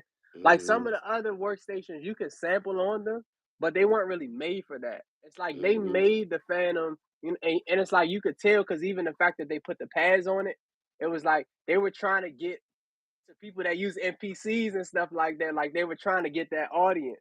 Hey, look, but ain't it crazy how that Phantom became the constructual of that keyboard became like the concept for all MIDI controllers moving forward, even to this day. Even when you look at the MPC keys, like that whole concept of the keyboard Because with the it pads. was a big thing back in the day. It was Yeah. like it was like it was one or two things you had. Either you had a beat machine with pads on it, Mm-hmm. keyboard with keys on it, or you know what I'm saying, if you had a little bit of money, you had both and you had them synced together, right? Mm-hmm. So they when they put those together, it was like you got the best of both worlds. I can buy one machine. One I can machine. have my keys. I can have my pads. You know what I'm saying? Like, and I have a sampler. I have a whole workstation. So ever since then, yeah, all of them, a lot of the MIDI controllers took that same, you know what I'm saying, thought process because that was like, you know, the blueprint of putting them worlds together. Mm-hmm. Oh, that's crazy. That's crazy. I'll never forget. I was in Sam Ash, and I was playing on that Phantom, and I was like, bro, these the same horns Manny Fresh be dog walking, bro. Like you can hear it. You can hear Y- it, bro. Yeah, Korg A major. That Korg has always had good sense and pads. You're right, like, cause they go back to like, you know, like their old keyboards, like the I was Korg just gonna say MS. they got all them old keyboards though. Yeah, like the Korg MS-20, like the Poly 6, like you know what I'm saying? Like they had Mhm. those, you know, like those synthesizers that had those crazy sounds in them. So like, you know, they I would say like you didn't have many companies that kind of evolved with the times. Like I say Roland and Korg, two of the only companies that like um made like synthesizers from back then, and they kept up with the times in terms of like, you know, coming over to making the digital replications and all of that, because a lot of the other synthesizers you had to get third party replications. Yeah, Like they didn't start like Moog, they didn't start off making, you know what I'm saying, digital Moog, whatever the case may be. Like you had to get like a mini monster or a sample Moog, or you know what I'm saying, one of these other Moog emulation plugins, because they didn't jump straight over in the digital world. But Korg was forward thinking, like they jumped right on it. Roland jumped straight on it. You know what I'm saying? So I'm saying, yeah, they have them now, but I'm just saying Korg and Roland were forward thinking, and they were two of the first companies that used to make the analog synthesizers that jumped over into the digital world and yeah. started, you know what I'm saying, when they started making the plugins and stuff like that and got, you know, got on that wave early. And speaking of Moog, you know one thing I think that fuck up Moog that I don't believe Moog is big. Well, it's big, to us or whatever, like big like that. And because it ain't got no sequencer in it, and you got to do recall. Unless you get that one that costs 10,000, but that one that costs 10,000, that shit came out what, like, that's like newer shit. And the price point was so hell on it, motherfucker wasn't paying no 10,000 for that bit, unless like you a touring musician or you doing some sound design type shit. You know what I'm See, saying? but But like, Moog was always cream of the crop though. So it's yeah, like when you because think them about sounds it, can't be duplicated. back then it wasn't like a lot of people own mute Moogs. It was more so like let's say um let's say we got a group, right? And we making our album. We just signed to a label. So with the label budget, we go in the studio and we're like, okay, we want this keyboard, we want this keyboard. You know what I'm saying? So it's like you gotta realize that a lot of these albums, this was their first time messing with some of that equipment. Like them early Parliament albums, those was their first time messing with some of them synthesizers. Like, um, you know, when the Isley brothers started using synthesizers and stuff like that, it's like they had to learn those synthesizers because a lot of times they didn't own, you know, those synthesizers. They was going to the studio and you know what I'm saying, like they were learning, you know, like either they might be an engineer there that might know, they might know the keyboard, or they might have a rep, from the company or something like that, that might kind of show them the ropes or whatever the case may be. But they was learning these, keyboards, so they had to make all of those patches because, like you said, they didn't have recall, and them keyboards was expensive, so you couldn't get your hands on it all the time. So it's like, Motherfucker on one of them back in the day, like a motherfucker like a Fairlight or Oberheim. Nigga, man, please. the Fairlight was a whole computer. Like, the Fairlight would take up this whole desk, this whole studio desk right here. Man, hey, bro, I'm scared to plug one of them motherfuckers. Look like it might catch a fire. Look, and speaking of, it's a video on YouTube with Quincy and Herbie Hancock, and they playing with one. Like, and this might have been late '80s. Like, bro, it was a computer. They had a stylus, and It was ahead of its time, and they were putting in rhythms but and that all. that but it was ahead of its time. But it also cost a grip. That's why. And then too, I just found out, bro. Do you know what? Do you know what Motu used to be called, bro? Cause I heard somebody say the name of it before I looked it up. I was like, what does Motu mean? The program. Mhm. It was called something else before Motu in like the late '80s, bro. I forgot what that shit. Let me look at it on Google. Any of y'all remember what it was called? Yeah, you right. You right. Mark of the Unicorn. Yeah, yeah, yeah. But Yeah, I'm that here. shit, it came out in '84, dog. And they that it was Cause you could use. back in the day when the old, like, we talking about when Max first came out. It was Cool and Drake. That's who I had seen it. But yeah, it was he was When on Mac the old Mac. when Max first came out, Uh you huh. know, that's what people was using. They was using a program called Digital Performer, Hmm. and they were using the Mark of the Unicorn interfaces. So like when the Macs first came out, this is before, we had all the DAWs you had now, and Mac wasn't compatible with everything. So it's like if you got a Mac back then and you made music, a lot of people had that Digital Performer back then. Do they still make digital performer? I don't think so. That shit, bro. Hey, that shit used to cost a grip. Hmm. Like that shit was more than Pro Tools. Nah, they still make it, bro.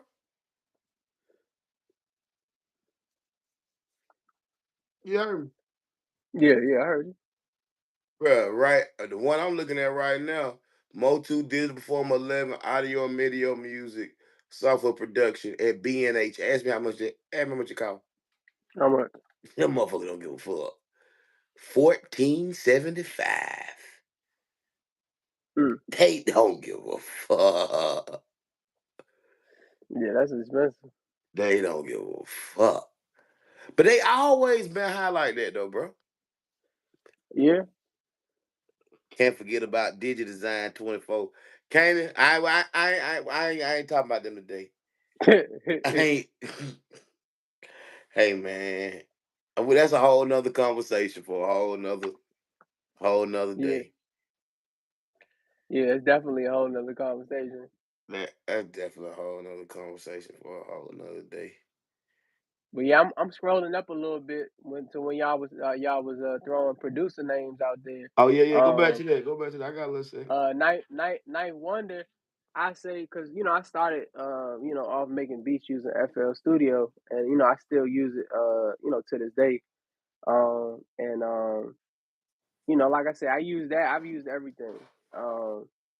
But Night Wonder was one of the first people that really, was making making beats in FL Studio, and this was like in the early 2000s.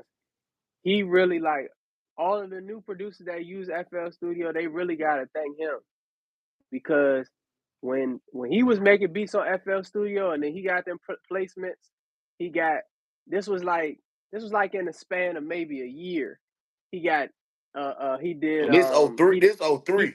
He did Threat. He did Threat on Jay-Z on the Black album. He did that. He did 3 songs on Destiny Child. Like, and then uh and Ba-dum, then ba-dum, ba-dum, ba-dum. yeah. Like that solidified, like not only FL Studio really, but that solidified DAW production, because at that time you still had a lot of the producers using more like hardware. You know what I'm Mm. saying? Cause it's oh But three, dog. yeah, and that was '03 is when the album as when that album came out. But like Ninth Wonder was using FL Studio. You know what Oh I'm one oh saying? two Like then. yeah, you know what I'm saying? So Because they gotta be like FL Studio like 3, 4. yeah, it was an early version, but because he had an old, you could go look at the pictures. He had one of them old the fat computers with the butt on it. But yeah, the Yeah, bubble butt, yeah, yeah. he had one of the big fat computers. You know what I'm saying? Like Hmm. one of them. You know what I'm saying with the FL Studio on it. But yeah, like he really laid that foundation for like because there were people who used DAWs, but it just wasn't cool back then to the point where people didn't talk about it. Yeah. Like Pro Tools came out in 1998. Mhm. People wasn't even comfortable saying that they used it for real until like the mid 2000s for real. Hey, Brian said, don't forget the Mary track too. Back when it was called Fruity Loops, people was using Hmm. acid and FL together. Yeah, that good woman down that on Mary J. Blige, because Yeah, yeah. he got his Grammy off of that because that album won a Grammy. Yeah, yep. Just Blaze. Everybody couldn't believe they watched him in the room make those tracks on a PC FL Studio while everybody else was. Oh yeah, that's when everybody was in their Yeah, yeah, MPC yeah, 4000 cause bad. he was like Jay-Z told him he wanted him to flip that R. Kelly I think Correct. is it I- when a woman's fed up. yeah. He was like he wanted him to flip that song, so he gave him the song on CD, and he was like, "I'll be right back." And he was like he made the beat on FL Studio in 20 minutes. Not when the woman's fed up. If you don't stop, this is a warning. I'm gonna take your a woman's threat. Yeah, yeah, Some yeah, shit. yeah, yeah, yeah, Come yeah, on yeah. now. Hey, So hey. You ain't gonna so disrespect so Bishop. so yeah, so he was like he gave him the song on CD. He loaded it up, put it in FL Studio, made the beat. He was like Jay-Z left real quick. He made the beat. He came Came back. back. He was like, "You done already?" He was like, "Yeah, I got it." And yeah, that's how he made that Doom, beat. But doom, but he dum, he doom, he doom. he he solidified, like I said, that um Was he the this first? Was he the first? Was he the first FL? Hey, Brian say respect Bishop. You fun. Was he the first? Was he the first FL like producer like that? he's the first like documented on record, like what I'm saying, outwardly saying that he was using it. There may have been Mm-hmm. other people using it, but he was the first one like saying it out loud because that was like the boogeyman. Because You know what I'm saying? I People want to didn't say after that, around it. really you start getting more of the newer producers or like the little crunk dance era that was really outwardly Yeah, saying we yeah, use the FL, but like nobody of major record label like mainstream of that caliber wasn't doing no records. Wasn't no records yeah. on there. Yeah, Cause but like I said, you barely had people claiming that they were using DAWs really, like, because like I said, Pro Tools came out in '98. Like a lot of people, they were either scared to yeah, I use it know about or that. A major, yeah. they were using it and not talking about it. And like, cause like you had people that use um like Sonar early on, like, but they, you know what I'm Uh saying, people, Cakewalk, was it Cakewalk? yeah. Cakewalk. But yeah, like people wasn't really trying to talk about it. It was just kind of like one of those things. And then like you had, certain people start to, come out and be comfortable saying like, yeah, you know what I'm saying, that's what I use. But like I said, he was one of the first, what I'm saying, that in that era where most of the producers were still, using keyboards and, some type of sequencer. So, he really paved the way, whether people want to admit it or not, for, the whole digital producer era. He was definitely one of the pioneers. He's one of the first ones to Uh, submit it openly. The rest of them got tricked into using it with the Open Labs keyboard, thinking it was analog. Yeah, yeah, yeah, yeah. but yeah, I seen someone else mention Scott Storch.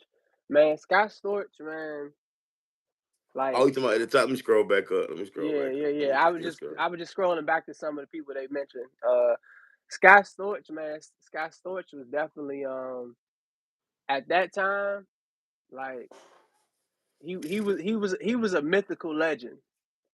Like because it was only there was a time when YouTube first like really started where like it was only a few videos that you could find of like people making beats on YouTube. So like, you had a few videos of Timbaland, you know what I'm saying? You had a couple videos of Pharrell, but like Scott Storch, them videos that he had where he was walking up and down that keyboard and hitting that pitch bend keyboard with them string sounds, giving like that Indian kind of feel to it. Like Scott Storch, like he really was integral in that sound, you know what I'm saying, in that early 2000 that transition over because a lot of people don't know Scott Storch started with the Roots. He's from Philly. So he started with the Roots. So he's a real musician. He could really play. Yeah, And young so man. at first he was Timbaland's secret weapon. You know what I'm saying? He was playing a lot of stuff on Timbaland's records. And then he also started well he might have been he was with Dre first, my I bad. was just He finna was with say. Dre, he was with Dre first. Yeah. He was with Dre first because he did Still Dre.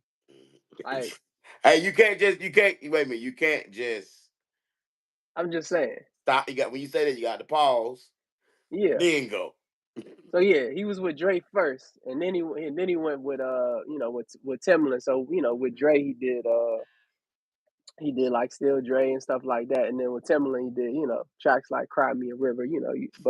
But yeah, Scott You Storch gonna really run through was. that one tracks like Crime I, Bill. I'm just saying, but yeah, Scott Storch really like his era like he really made like um strings, especially like staccato strings, like Mm-hmm. Scott Storch, I would say like because he definitely had a big influence on Dre's changeover in his sound, like from like when Dre was doing like more at a sample base to when he started doing a lot of the more like kind of orchestral kind of hip hop sounding beats. Like a Mm-hmm. lot of that was Scott Storch and Mailman. You know what I'm saying? Mm-hmm. It had a lot of influence, you know what I'm saying, on how that sound changed. You know what I'm saying? Like, so he don't always get his credit for that, but he had a big, what I'm saying, mark, what I'm saying, in music history with that because that sound that Dr. Dre went to, that influenced that whole, what I'm saying, West Coast changeover in sound from the G funk to the G more Funk here. orchestral, that orchestral West Coast kind of sound. You know what I'm saying? Scott Mm-hmm. Storch influenced that. Hey, and I'm gonna tell you what did it for me. That damn making the band fucked my head up. When they had that girl group and they flew them down to Miami, Scott got about 2 million on his neck, $1 million pinky ring. They in the hit factory. Motherfucker look so Miami'd out. You know what I'm saying? From the shades, got half the shirt buttoned up. I And mean, bro that over was there, the time when Scott was with Paris Hilton one week, Lil Kim the next. He was out. He was just out here just bro, wilding. Ferrari outside, all that, bro. He people forget like he was one of the first ones with a Bugatti. Like Bro, he was running through that money, man. bro, do people not understand, bro? That house, that house, bro, where that house sit, and that whole little history of that house, and bro got the crazy car collection out there, man. Bro, Hmm. on his thing, that man said they made $70 million in 1 year, bro. And 35 of it went to that white girl.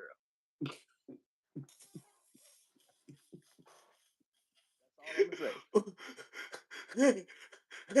That's all I'm gonna say.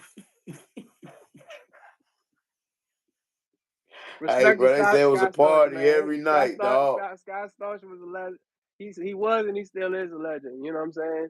But hey man, when that money coming fast like that, man, Bro. Bro, what that what can man you had what can you probably do, about man? 50 million in cars, dog. That man had two Bugattis, dog. Two. Yeah. Oh yeah. Hey Major, we can't forget Darkchild. Definitely can't forget Darkchild. I mean, I'll say not just Darkchild. The combination, the 1-2 punch of Darkchild and LaShawn Sean Daniels. Daniels.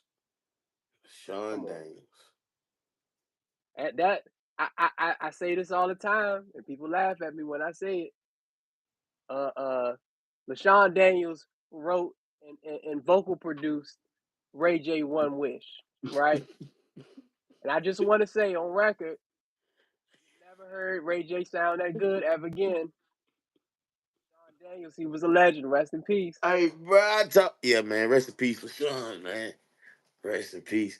Bro, I told you, bro, they had a whole album, bro. And I actually believe, bro, that album actually was good because LaShawn was doing it, bro. LaShawn Daniels, like I said, between the writing and the vocal production, he gonna make you sound. He gonna make you sound good. He gonna make sure you sound good. Bro, He gonna give you a hell of a song, and he gonna sit there in the studio with you. And he gonna make sure you get that right takes. bro, and you know what's crazy? That same season with that Danny that came, when they was with the Scott Storch, they flew back to New York, and the Darkchild had a record, and LaShawn was in there, Like vocal coaching the hell out of them, dog. let's not even get into the fact that people don't talk about enough. Like Brandy, they call it a vocal Bible. You know what I'm saying? Brandy laid the blueprint, you know what I'm saying, just for like now when you hear singers now, like Hmm. singers have gotten a lot more technical, like with their runs and stuff. I would give Brandy a lot of credit for that because you heard that more in gospel music, I was but just finna say, you but didn't the hear thing it. is, I didn't mean to cut you off, but when you say Brandy, you really saying Kim Burrell. I'm just saying in terms of her bringing it to the R&B. Oh yeah, I'm yeah, not yeah, saying yeah, it yeah, didn't yeah, yeah, yeah, exist yeah, before. yeah. I'm saying Brandy brought a lot of those gospel runs and stuff like that. She brought it in the R&B, Mm-hmm. and Darkchild and LaShawn Daniels gave her the platform by giving her the production and the songs. You know what I'm saying? To where she Mm-hmm. could just go crazy. You know what I'm Yeah. saying? Cause Brandy gonna do 100 tracks of vocals. Hey, bro. I don't know if you ever heard it, bro, but when you get some time, bro, go listen to that Full Moon record and them backgrounds and that all that dog. And then Rodney got the beat just falling all off the grid everywhere, just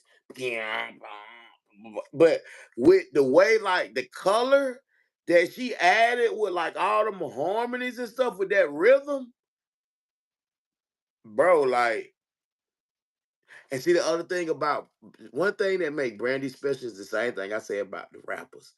She got a tone and a rasp that sits on top of the music that cut through. She could be talking about eating a salad with lemon pepper wings, but it's gonna sound like with certain people, bro.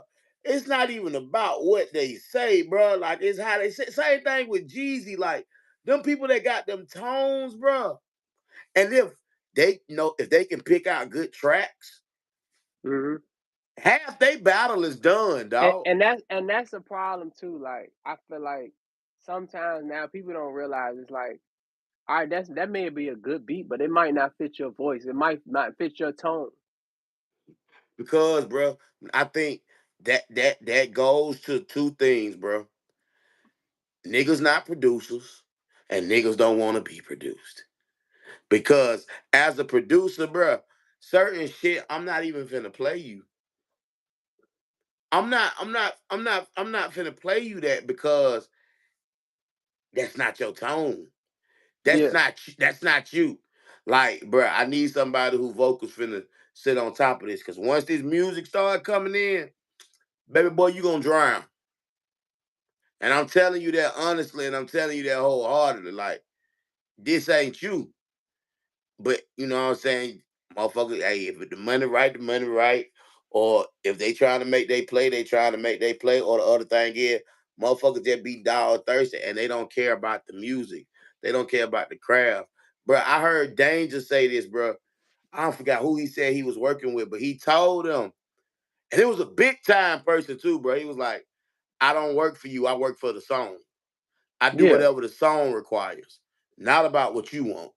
If the song requires this or we need to do that, that's the way we doing this. And at the end of the day, the song's gonna tell you where it wanna go. You gotta listen. Yeah, yeah, The song is gonna dictate where it wants to go. Like you just gotta listen to where it wanna take you. yeah. Like I gotta be, like I be telling people that sometimes, like, they be like, oh, like, like how'd you think to do this, or how, like, that's what the song told me to do. Like, you know what I'm saying? I'm just the tour guide, you know what I'm saying? Yeah, But the song is gonna dictate, you know what I'm saying, like, where things need to go. And when I say the song, I just mean the idea. Like whatever idea that you had, in your head, you know what I'm saying? Like it's gonna tell you where to go. You know what I'm saying? And yeah, so you a good producer is able to get out the way in terms of, if you have an idea, you got to be able to lay the idea down, but also get out the way of the idea to where, you know what I'm saying? Okay, I have an idea sometime. I might be like, you know what? King Mike could play a better lead than me on this. Not because I can't play a lead, but just because I feel like his approach to it, I like how he approach it, and vice versa. I Like, told you my drums and bass suck, but I know who can make some better drums and better bass. so I mean, and it's an Yeah, approach thing. So it's yeah, like, like it don't mean it on the right day. You know what I'm saying? You can't make a beat with some banging drums and bass, because you can. And same way yeah, with me. It don't mean on the right day I can play the right chords, I can play the right leads and all of that. But you know what I'm saying? Like it's the same way. It's like with a song, you got to get out the way of the song. It's like so I could do everything, right? I could produce. I'm an artist. I can engineer. But at the same time, if the song is saying, you know what I'm saying, it's better for me to get this person to engineer. It's better for me to get this musician on it. You know what yeah, I'm saying? Like if you're working with an artist, you know what I'm saying? Like especially with singers, it's like finding the right person to write the right song. Like, you know what I'm saying? For the right singer. Or like back in the day, like back in the day, how they used to do, like, it's like somebody will write a song and they're like, oh, you know what I'm saying? Like, I wrote this with this person in mind, or like I hear this person on it, whatever the case may be. And it wasn't just because that person was hot or this, and that. Like, it was because musically they heard this person on it. Like, I give you a perfect example. I was listening to the song last night. Shaka Khan, Through the Fire. David Foster wrote that for Shaka Khan. And when you listen to that song, like, could somebody else have sung it? Possibly. But ain't nobody gonna sing that song like her, because he wrote that song with her in mind, hmm and it's perfect. And it's that's the perfect. and that may be, I don't know if they did any other songs together. I feel like that's the only one they did together. But when you listen to that song, like, it's like the way that it's put together, like it gave her the perfect space to showcase the full range of her voice. Cause it's like it's a ballad, but it got parts where it picks up. And it's like hmm Shaka Khan can, like, you know what I'm saying, she can give you that soft kind of like, like tone with a lot of vibrato, but then she can start screaming too. hmm Like he gave her a track, you know what I'm saying? Well, I mean, David Foster was good for those type of tracks anyway. Them ballads that, you know what I'm saying, got that big end to it anyway. hmm But you know what I'm saying, like it's like, okay, you know what I'm saying, you just gotta know as a, you know what I'm saying, as a person who's in this music thing, you know what I'm saying, like you being well studied, you know what I'm saying, you really loving music, you gotta know when you gotta get out the way of the song. You know what I'm saying? And whatever part of the song that you're a part of, it's like, all right, it's somebody else that could do this better than me. Or I might need this person's ear on it. You know what I'm saying? Like, Mm-hmm. okay, you know what I'm saying? How can we take this song to where it needs to go? All right, you know what I'm saying? Like I could use uh I can use this person just to add some texture, just to add some feel to it. You know what I'm saying? Like, because collaboration, you know, all of the greatest stuff we've ever listened to have been through collaboration. Like Collaboration, if yeah. if you go to those old albums, go if you have old albums, whether CDs, vinyl records, whatever the case may be, and you go and look at those credits, look how many people's on there. You'd be hard pressed to find like an old record, like they got like less than 20 people on it. Cause shit, Because you might have keyboards, you might have programmer, then you might have horns, you might have bass, you got guitar, you gonna have a mixing assistant, you gonna have a mixing engineer. Shit, you might have background vocalists. Hell, we ain't even got to the songwriter. you got somebody, because if you got strings and horns, you gotta have somebody arranging, I was just thinking. I was like, it might say arranged by. composed by, like, you know what I'm saying? No, they could be the same person or they could be different people. It just That depends. You know what I'm saying? But yeah, man, like, shit, bro. We go. This the last one we'll do, bro. Cause I didn't even know it's almost 2 o'clock. oh man, They, we've been on here look, for a they talking minute. about somebody said CJ said B Cox is the core of so deaf. Oh, absolutely, 100%, 100%. Cause like we talking about, Jermaine Dupri he's a songwriter first. You know what I'm saying? So he's just putting together an idea. You know what I'm saying, um that he could build a song around.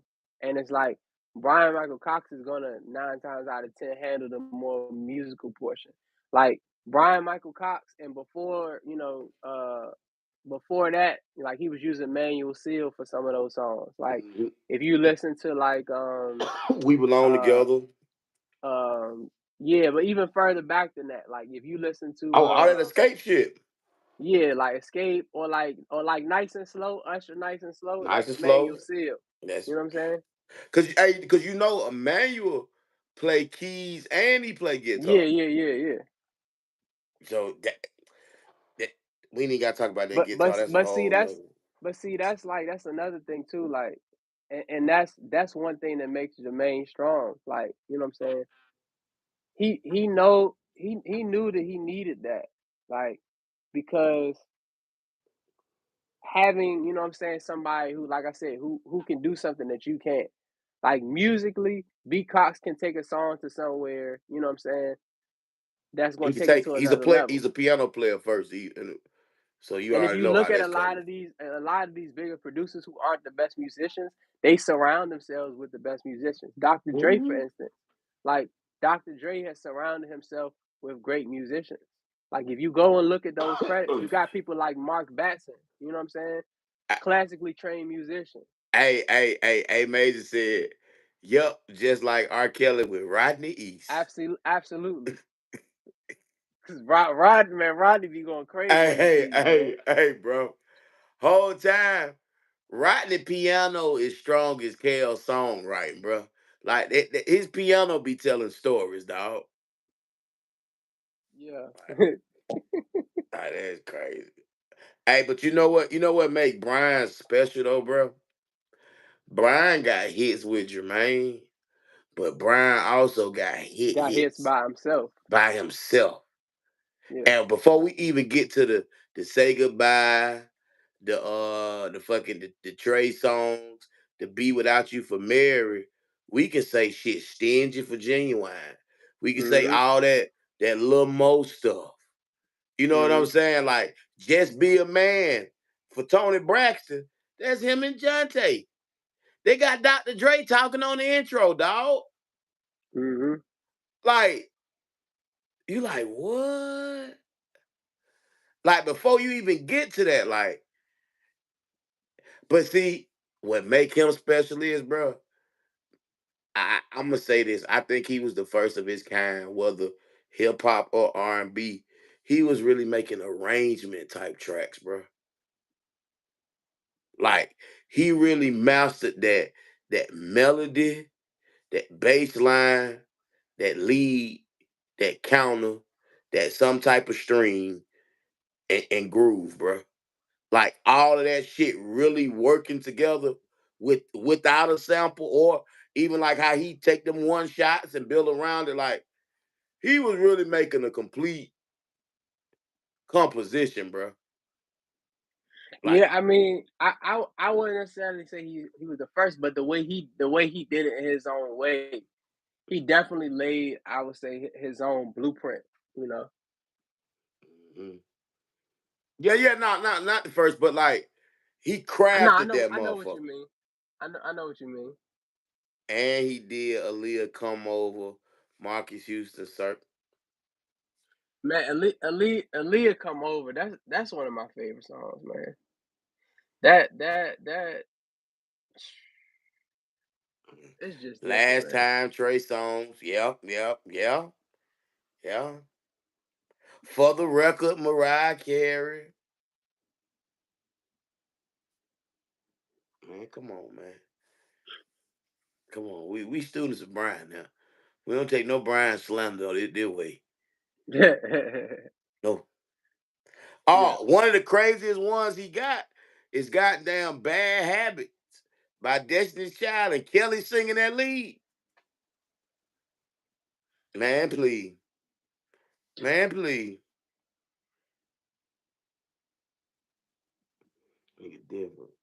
I used to watch him on YouTube. He used to slide on the motif. Man, he had the motif and he had that 4,000. Cause hmm he got a record he did for Lord intro. They flipped that James Brown Public Enemy. That's how I found out about that sample. But he had that shit on vinyl.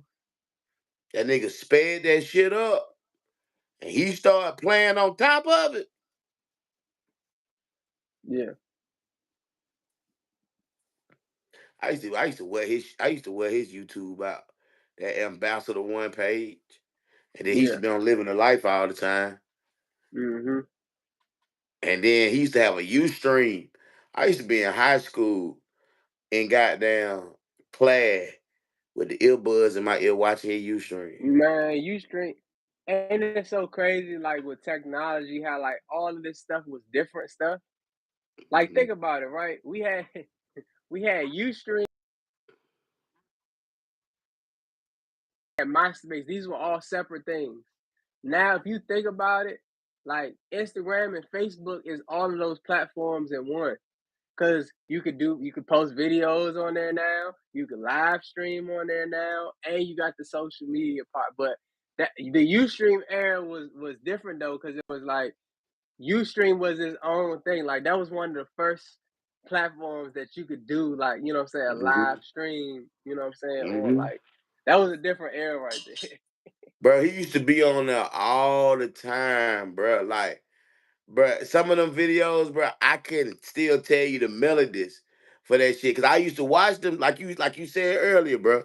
I used to watch them shits Over, bro, and we try to we go we recreate something like that. we from bro, we from that time when like, cause it's like we grew up when YouTube started, right? I tell us So all the time, bro. We were the test tube generation for this shit, bro. so it's like you gotta think about it like this. We was into that producing like heavy. So it's like Mm-hmm. when I tell you there was a point in time where there wasn't a video or music production on YouTube that I hadn't seen, like we talking Mm-hmm. about probably the first 10 years of YouTube.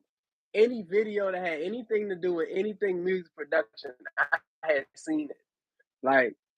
Like so we done seen all the videos from Brian to Ryan Ryan Leslie, you know what Leslie, I'm saying? Like uh uh um to to Timbaland, to Timbaland, Pharrell, to Scott, DJ Premier, to Premier, Scott Storch, like Storch, Toomp. And what you Even never could even find some of none the on Drake. even, even some of the early YouTubers, you know what I'm saying, like Boondock, or like, you know what I'm saying, or Boondock, like your Fat man Fat Tracks, Trash, or MDL, Misto and Pizzy, Dilly and T2K. Like, oh man, just wait a minute. Raw Beats, hmm F Major. Oh man, bro, I really don't want to miss nobody. Like, if you just give me a second, it was a nigga. yeah. It was a nigga, man. He was out in Kansas City. J Troop.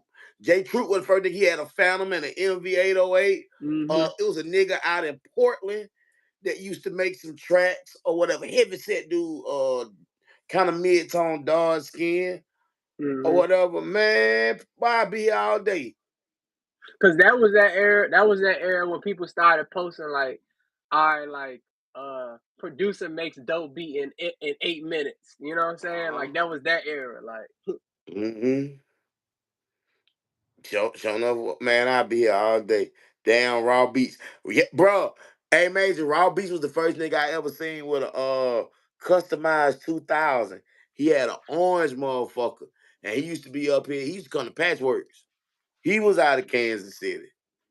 hmm Oh man, yeah, man. That shit, that was an era, bro.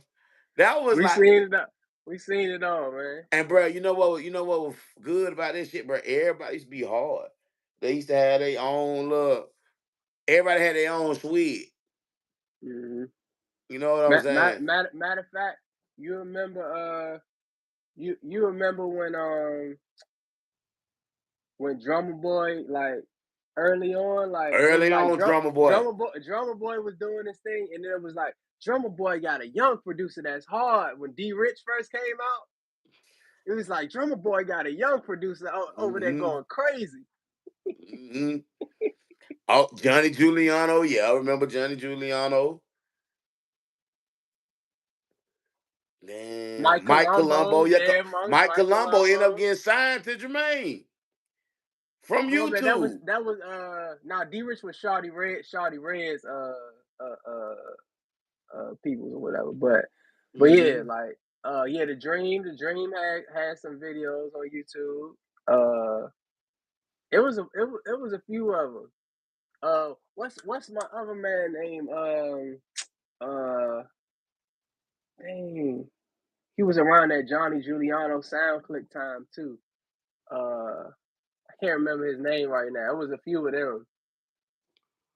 Bro, but because you know what, bro? Because all them pivoted to, they kind of fucked up the market. But you know, that's when they started the 99-cent leases. hmm Because they had because bro, you remember like Johnny Giuliano, they used to have crazy views, Yeah, crazy views, and when they went to that dollar shit, yeah. beat makers, It's crazy because, like, when you think of sound click, like this was before B Stars, all of that, like, and like SoundClick really was ahead of their time, like, and it's like bro, I don't know where they dropped the ball at, but like they they they could have been $1 billion corporation probably by now if they were still out. bro. Like I'm saying, like I don't forget who the other one was because they You were had Johnny superstar O Giuliano, you had Vibe Beats, you vibe had beats, but they were superstar O before superstar O was Superstar superstar. O. That was the other one, Superstar O. Yeah, But you know they, yeah. but Johnny, I think Johnny and them was before superstar O, bro. Johnny definitely was one of the first because when he got them placements with Wiz, like that was like a big deal, like at that time. Like, But I remember, bro, because with this, what it was, like you said, the sound clip, it'll be like beats like 99 cents. But the thing, this was the kill though, bro. This was really the kill. If the goal was to make $50,000 from that beat, they made that 50 because and that then should have 50,000 what downloads. what was that other site? You remember Rockweiler had a site like SoundClick too? You know what I'm talking about? Track triggers. I remember track triggers. That was a It was site. It was beatmakingvideos.com. I remember Rock. I think it was called. beatmakingvideos.com. Was it called Rock? Rock. It was called. I feel like it was called Rock something. But that shit was big for a second too, like around that same era. Rock Yeah, battle, rock rock battle. battle. Yeah. But it was not. It was like sound. It was like he had a sound click type thing too, where you could put your beats on there and all of that. Like, Bro, because bro, I remember going on there just looking, bro. And I'm 16, like, you know, we 16, 17 at the time. This shit got like 90,000 downloads. And I'm like, that mean this motherfucker bitch made 90 bands? I mean, because you gotta think at that time they had the market corner. Like it wasn't That's what I'm saying. That's what I'm saying. there Because was the no videos was in alone was like, because think about this, bro. We talking about an era where it was hard to even get instrumentals. Like yeah. let's say you was a rapper and you just wanted to rap over a Lil Wayne instrumental or You something you like that. used to have to get the single. I don't know if you remember the single CDs. Yeah. And when niggas used to Either have that, single CDs, it had clean, dirty, yeah, you had to acapella. get that. You had to get that, or you know what I'm saying. Or sometimes they didn't put that on there. Mm-hmm. So, because some of the single CDs they didn't have the instrumental and acapella on it. Like some of them they just had the regular, the remix, whatever the case may be. Clean, If dirty. if that wasn't the case, you had to go to a DJ. Mm-hmm. That's really how like a lot of them mixtapes with them DJs started because the DJs was the ones that had the instrumentals. So it's like you really needed a DJ to get all of them instrumentals that you wanted to rap on. So it's like before in that SoundClick era, it wasn't that many places you could just go to just get beats. So at that time, Yeah. like they had the market corner. Yeah. Right. Oh yeah, I remember Ryan Tedder. Hey, Ryan man, Tedder, cause because he got some Wiz records. Ryan Tedder, he did stuff for Beyonce, like um yeah, cause Timbaland kind of took him under his wing or whatever. That's crazy, man. It's a few, bro. It's a few more, bro. We missing, bro. But Yeah, that Johnny Giuliano run, though, bro. I was yeah. like, these niggas killing. I'm It trying to think who you was. know what's crazy too? How into this stuff we was. It was like it was to the point where like back then, like this is before everybody had everybody's kit. I knew who was who by the drum sounds, right? Drum Cause sounds. cause like that was like the last era where everybody didn't have everybody else's kit. Yeah. Cause I Yeah. would say like right after 2010 is when everybody kind of started sharing kits with each other, right? Mm-hmm. But and Like, then but you got to think about it too. After 2010, bro, internet was up. It that's what was I'm up. saying. That's when everybody started sharing kits with each other. But before then, like even when I listened to like the first like with Kush and OJ and like Wiz's first couple projects, I knew Cardo's beats because I knew that kick that he used. He used to use this one kick on a lot of his beats. Same thing with like like Johnny Giuliano, like it's a kick that he used in a lot of his beats. Or like we all remember when Ninth Wonder had that snare he used a lot on a The lot of his snap. beats. So it was like we still knew a lot of the producers because everybody didn't have each other kits. So it's like, oh, I know that. Oh, that's Manny Fresh sound right there. Or like that's Juicy J and DJ Paul. That's they snare right there. You know what I'm saying? Mm-hmm. Mm-hmm. Yeah, nah, Mr. and Pizzy, they was signing around Leslie. Mm-hmm. They had an open labs. I seen them. They made some cool tracks on there. Yeah, Mm-hmm. nah, it was that was just a different time, man. Like that was just a different time. Yeah, nah, bro. But you know what's crazy, bro? You used to hear your folks talk about music like this. Now we talking about it like this. Like how they be like, you'll never get that Whitney, Michael, Bobby, that type of era, all that back. We feel the same way, bro. And you know what's crazy? We're never going to get that back. It's just like But like nostalgia. I always tell you, like it's up to us to you know what I'm saying to fill the void in the market that we feel like is missing. It's up to us and everybody that's in here, you know what I'm saying, and it's live, you know what I'm saying, that just really love and appreciate music, you know what I'm saying.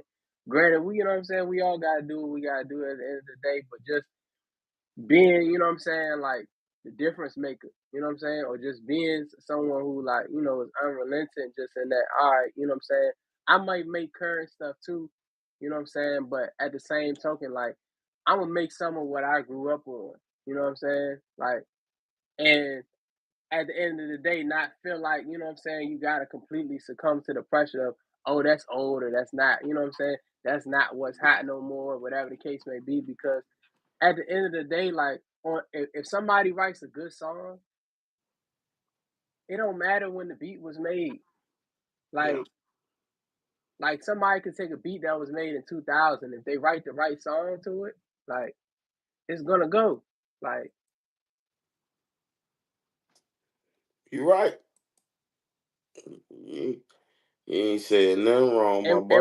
we see all these people like doing these remixes where they just To, using to old. hits, they doing it, bruh. They're doing them to hits because They they taking know. old songs that Yeah, like we're not even taking stuff from the 70s and 80s no more. People are taking songs that came out yesterday.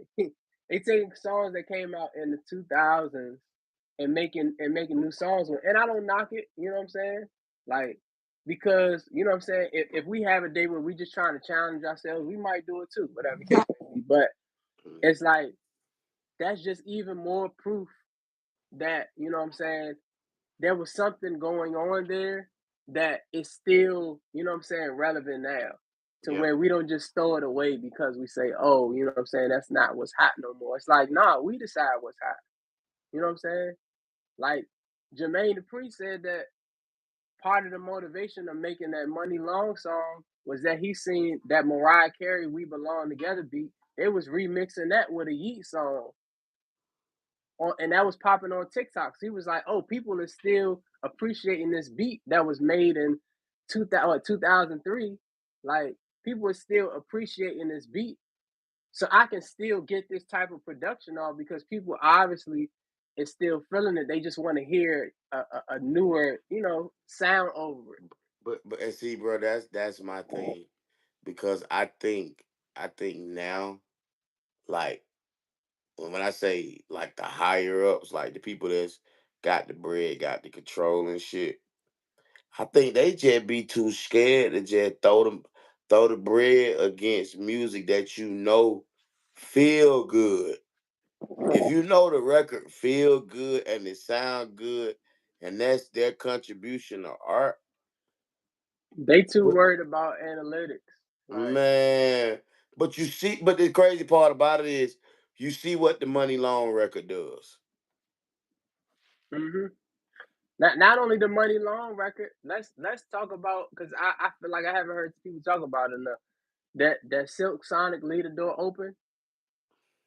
That they had people waiting a whole year for that album. They just had that one song out. Hmm. They was doing shows before.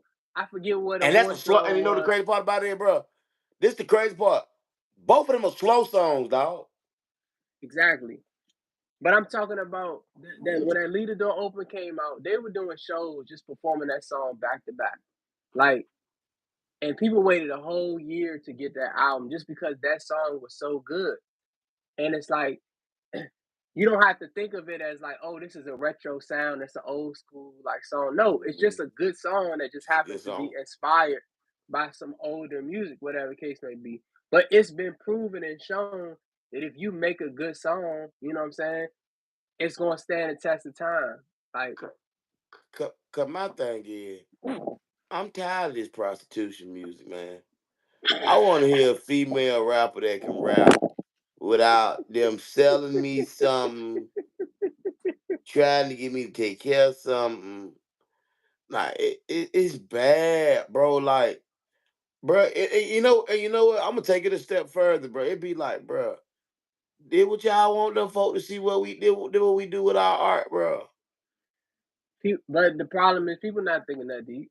People, people just like I said, people are just making whatever they feel, and at the end of the day, that's cool. You know what I'm saying? If that get them out their situation to help their family, cool. But But this my at some thing, though, point, though, bro.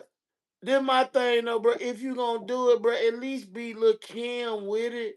At least be Foxy with it. Like, yeah, you can be that, but talk that talk. Talk. You know what I'm saying? Like.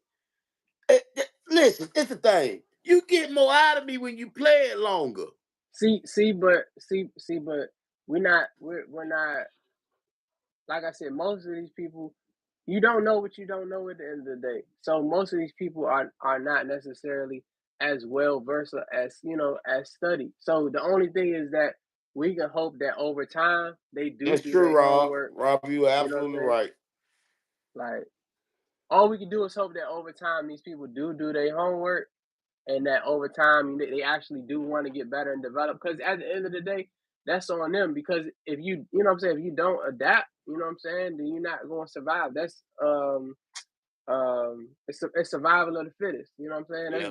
That's you know that's evolution. So it's like at the end of the day, like if you just see what they said when QC said they wasn't putting out no more Young Miami music until she put out something, submit something that sound more evolved. You know what I'm saying? Because Mm-hmm. they like, you know what I'm saying, we just want you to step it up a little bit. You know what I'm saying? So at a certain point in time, it's like, yeah, you can get away with certain stuff for a little bit, but there has to be some type of growth or improvement. And so I think people are slowly starting to find that out, you know what I'm saying, the hard way, as some of these flash in the pan acts they sign is not lasting.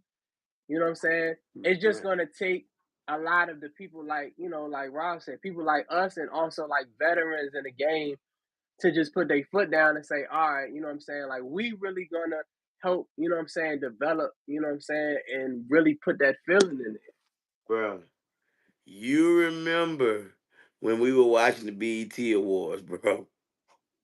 You remember that, bro? Oh, we And were I ain't pissed gonna say off. no name, but I asked, I said, We were bro, pissed off. is all she gonna do is shake it for the whole thing, dog? She ain't We were said pissed off. nothing, but her back and her hip is wore out. And the worst part though was I was like they had a good idea to try to highlight women, but it was just like it It was the just it was quality, just the it was quality just wasn't bad there. because The it just quality wasn't there, even dog. how they tried to do that Usher tribute with all women. I was like, y'all could have at least threw a couple of guys in there because there was a couple of guys that are talented that could, no disrespect to the women that performed, because a couple of them was good, but Yeah, it could Coco have good. it, She it was she a she a technician. yeah, like it was just one of those things that like I felt like they rode the theme a little too hard. You know what I'm saying? Like it's like if y'all was gonna do that, y'all could have also highlighted the women. Y'all could have saved the Usher tribute for next year or something like that. You Yeah. know what I'm saying? Like, cause we know Usher deserved better.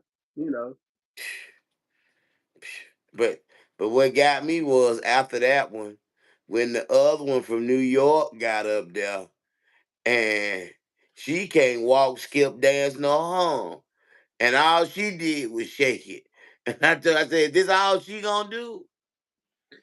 Hey man, it is what it is at the end of the day. But I don't like to focus on like and highlight what I don't like. At the end of the day, like we just gotta focus on you know like what we do like and what we trying to do. And at the end of the day, like our inspiration is the legends. You know what I'm saying, and the music that we grew up on. And I try to, rather than looking at what I don't like, I try to look at like the artists and the producers that I feel like is doing it right now. For instance, like I love um what D Mile is doing. Like what he been doing with Victoria Monet and Lucky Day, and what he did with that Silk Sonic album. Like he's showing people right now that you can use real instruments, you can have real song structure with choruses, uh bridges, you know what I'm saying? Like songs that really build, and they can sell, they can do well.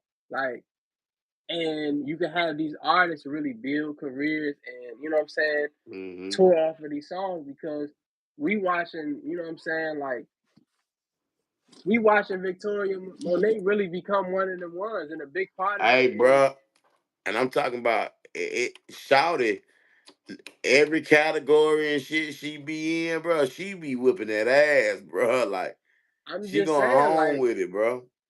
I'm just saying though, like but like it's you know Like that's it being done right. Like you got quality songs, you got someone that can really sing, that can really perform, and that's really an entertainer. You know what I'm saying? All around got it. You know what I'm saying? And she write her own songs too. Like, you know what I'm saying? Like she got the whole package. So it's like if the industry just focused more on highlighting the talents, you know what I'm saying, of that caliber and Mm-hmm. developing more people that have that type of potential, music would be in a way different place right now. Like a way different place. Versus focusing on, oh, like, you know, this could work right now, or this person got a following, or this, you know, this might do this. It's like, all right, cool. You know what I'm saying? You always Yeah. gonna have them type of records, you know what I'm saying? But it's just there was more balance. You had one hit wonders back in the day, but you had more balance. You know what I'm saying? Yeah. For every one hit wonder back in the day, you had a Tribe Called Quest. You know what I'm saying? Or you had a Faith Evans, or you had, you know what I'm saying, a Mary J. Blige, or you know what I'm saying? You had Yeah. balance. You know what I'm saying? You had generational career talents, you know what I'm saying, that balanced out whatever, you know what I'm saying, one hit wonders they was. True. True. True. Well, look, doctor. It's almost 2 o'clock, All right, and me man. and you could be talking about this shit to five All o'clock. night. To the Cause you to know the how sun long we've come been on up. here for? Nah. Almost 2.5 hours. And y'all stuck with us, and we appreciate that because we had just started talking on the phone, and Mm. and I was like, you know, we should get on live, and you know, Will was like, I don't know, it's a little late. I was like, I feel like people gonna be on there, and Yeah. y'all definitely showed up, and a lot of y'all been with us through this whole live. You know what I'm saying? So Yeah. I appreciate y'all for real, for real. We both appreciate y'all. We talk music. We gonna be on here. We can be on here. Nah, for real. 'Cause I would have just rolled up another joint, and usually we keep talking till I pass out. I'll be like, I high and be snoring. You know what I'm saying? Great Yeah, jams tonight, y'all. Appreciate it. Everybody in the chat. Nah, man. We gotta do more of these, bro. We gotta have our own little nightcap, man. definitely, man. Y'all Yeah. definitely like and subscribe. You know what I'm saying? Oh man, Georgia Muscle. You know, and I'm architect. You know, Yeah, man. ARCKITECH. You know what I'm Follow saying, my on all man. platforms. You know, and Hey, this Maze. definitely ain't gonna be the last one for sure. We gonna Yeah. keep doing more of these. He ain't remember when me and you had, bro. Hey, Maze. Nah, bro. We was on the phone for what, like almost 2 hours. Yeah. Yeah, nah, bro.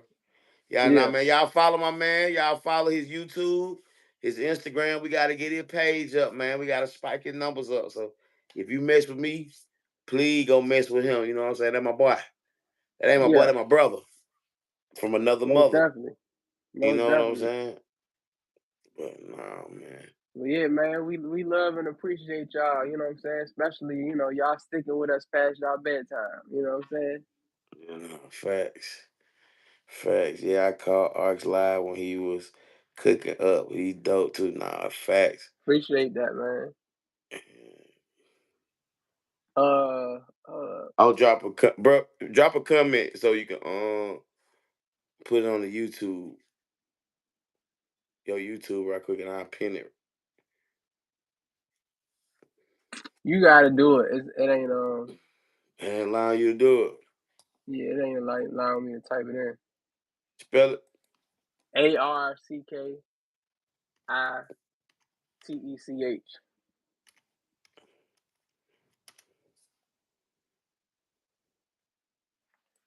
Yeah.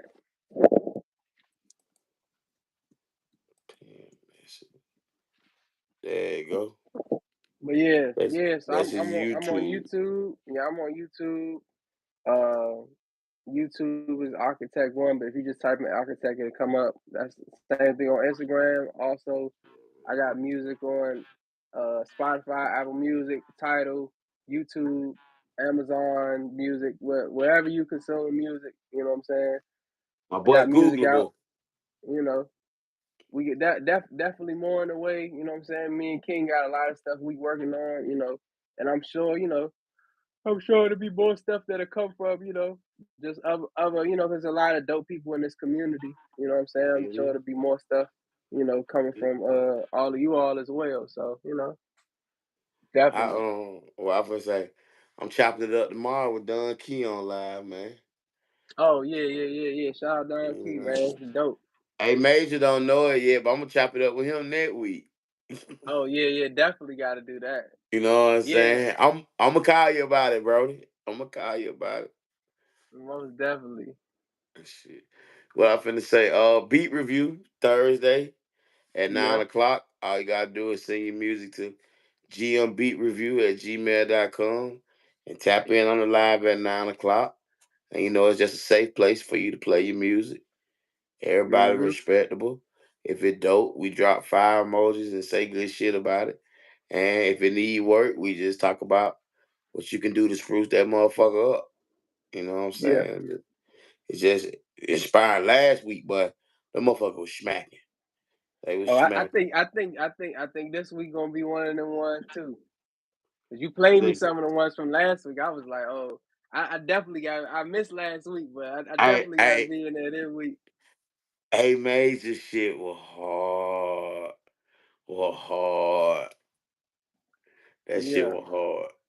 yeah, and That and shit. and, and, and a major too, man. I gotta chop it up with you too, cause me and King been working on and writing these records, man. I definitely, definitely want to get you in on that too, man. For sure, for sure. Yeah, nah, bro. Bro, hard. Bro, hard. Hard as hell. Bro, you gotta do a sample based challenge one week. That's a bit. You know what I'm gonna do, Rob? I'm gonna make a sample this week.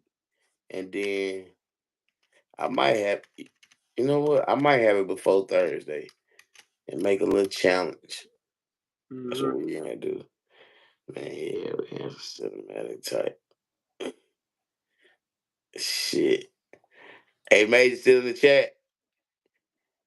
Yeah, He's still in the chat. yeah. He said he down. Can you hear this? Yeah. Hey, Major hard for this.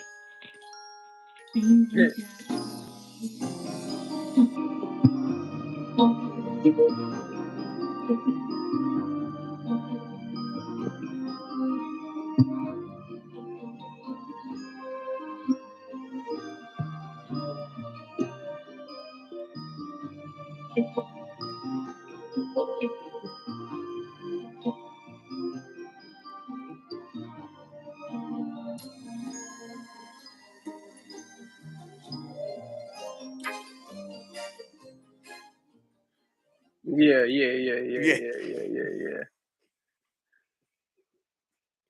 yeah, bro. Yeah, bro. He one of the ones. Oh, he one of the ones, man. When I heard that shit last week, I was like, that's that Yamaha montage. Oh my God. Told you, Hey bro. man, When I tell you it about that don't Yamaha, what I told you, bro. yeah, it got them sounds in it. It don't matter how many takes it take. It all it matters how it sound like, that's different right there, man. Like you said, bro, that's somebody intro, bro. That's Hmm. somebody intro on God. On You love God. how keyboards be having them sounds in them, man. Man. I told Yamaha need to it make be a some. commercial with that track. Nah, that's a fact, Brian. That's a fact, man. Yeah. That's a fact. Well, shit, nigga. Finna go. I'm finna smoke that blunt and watch some sports center shit. I'm taking my black ass to bed. All right, man. Until next time, man. All right, man. All right, good people. If you could do me one quick favor, hit that like button, subscribe to the channel. It's been a dope night. I'm gonna catch y'all tomorrow. I'm finna go. All right, bye. All right.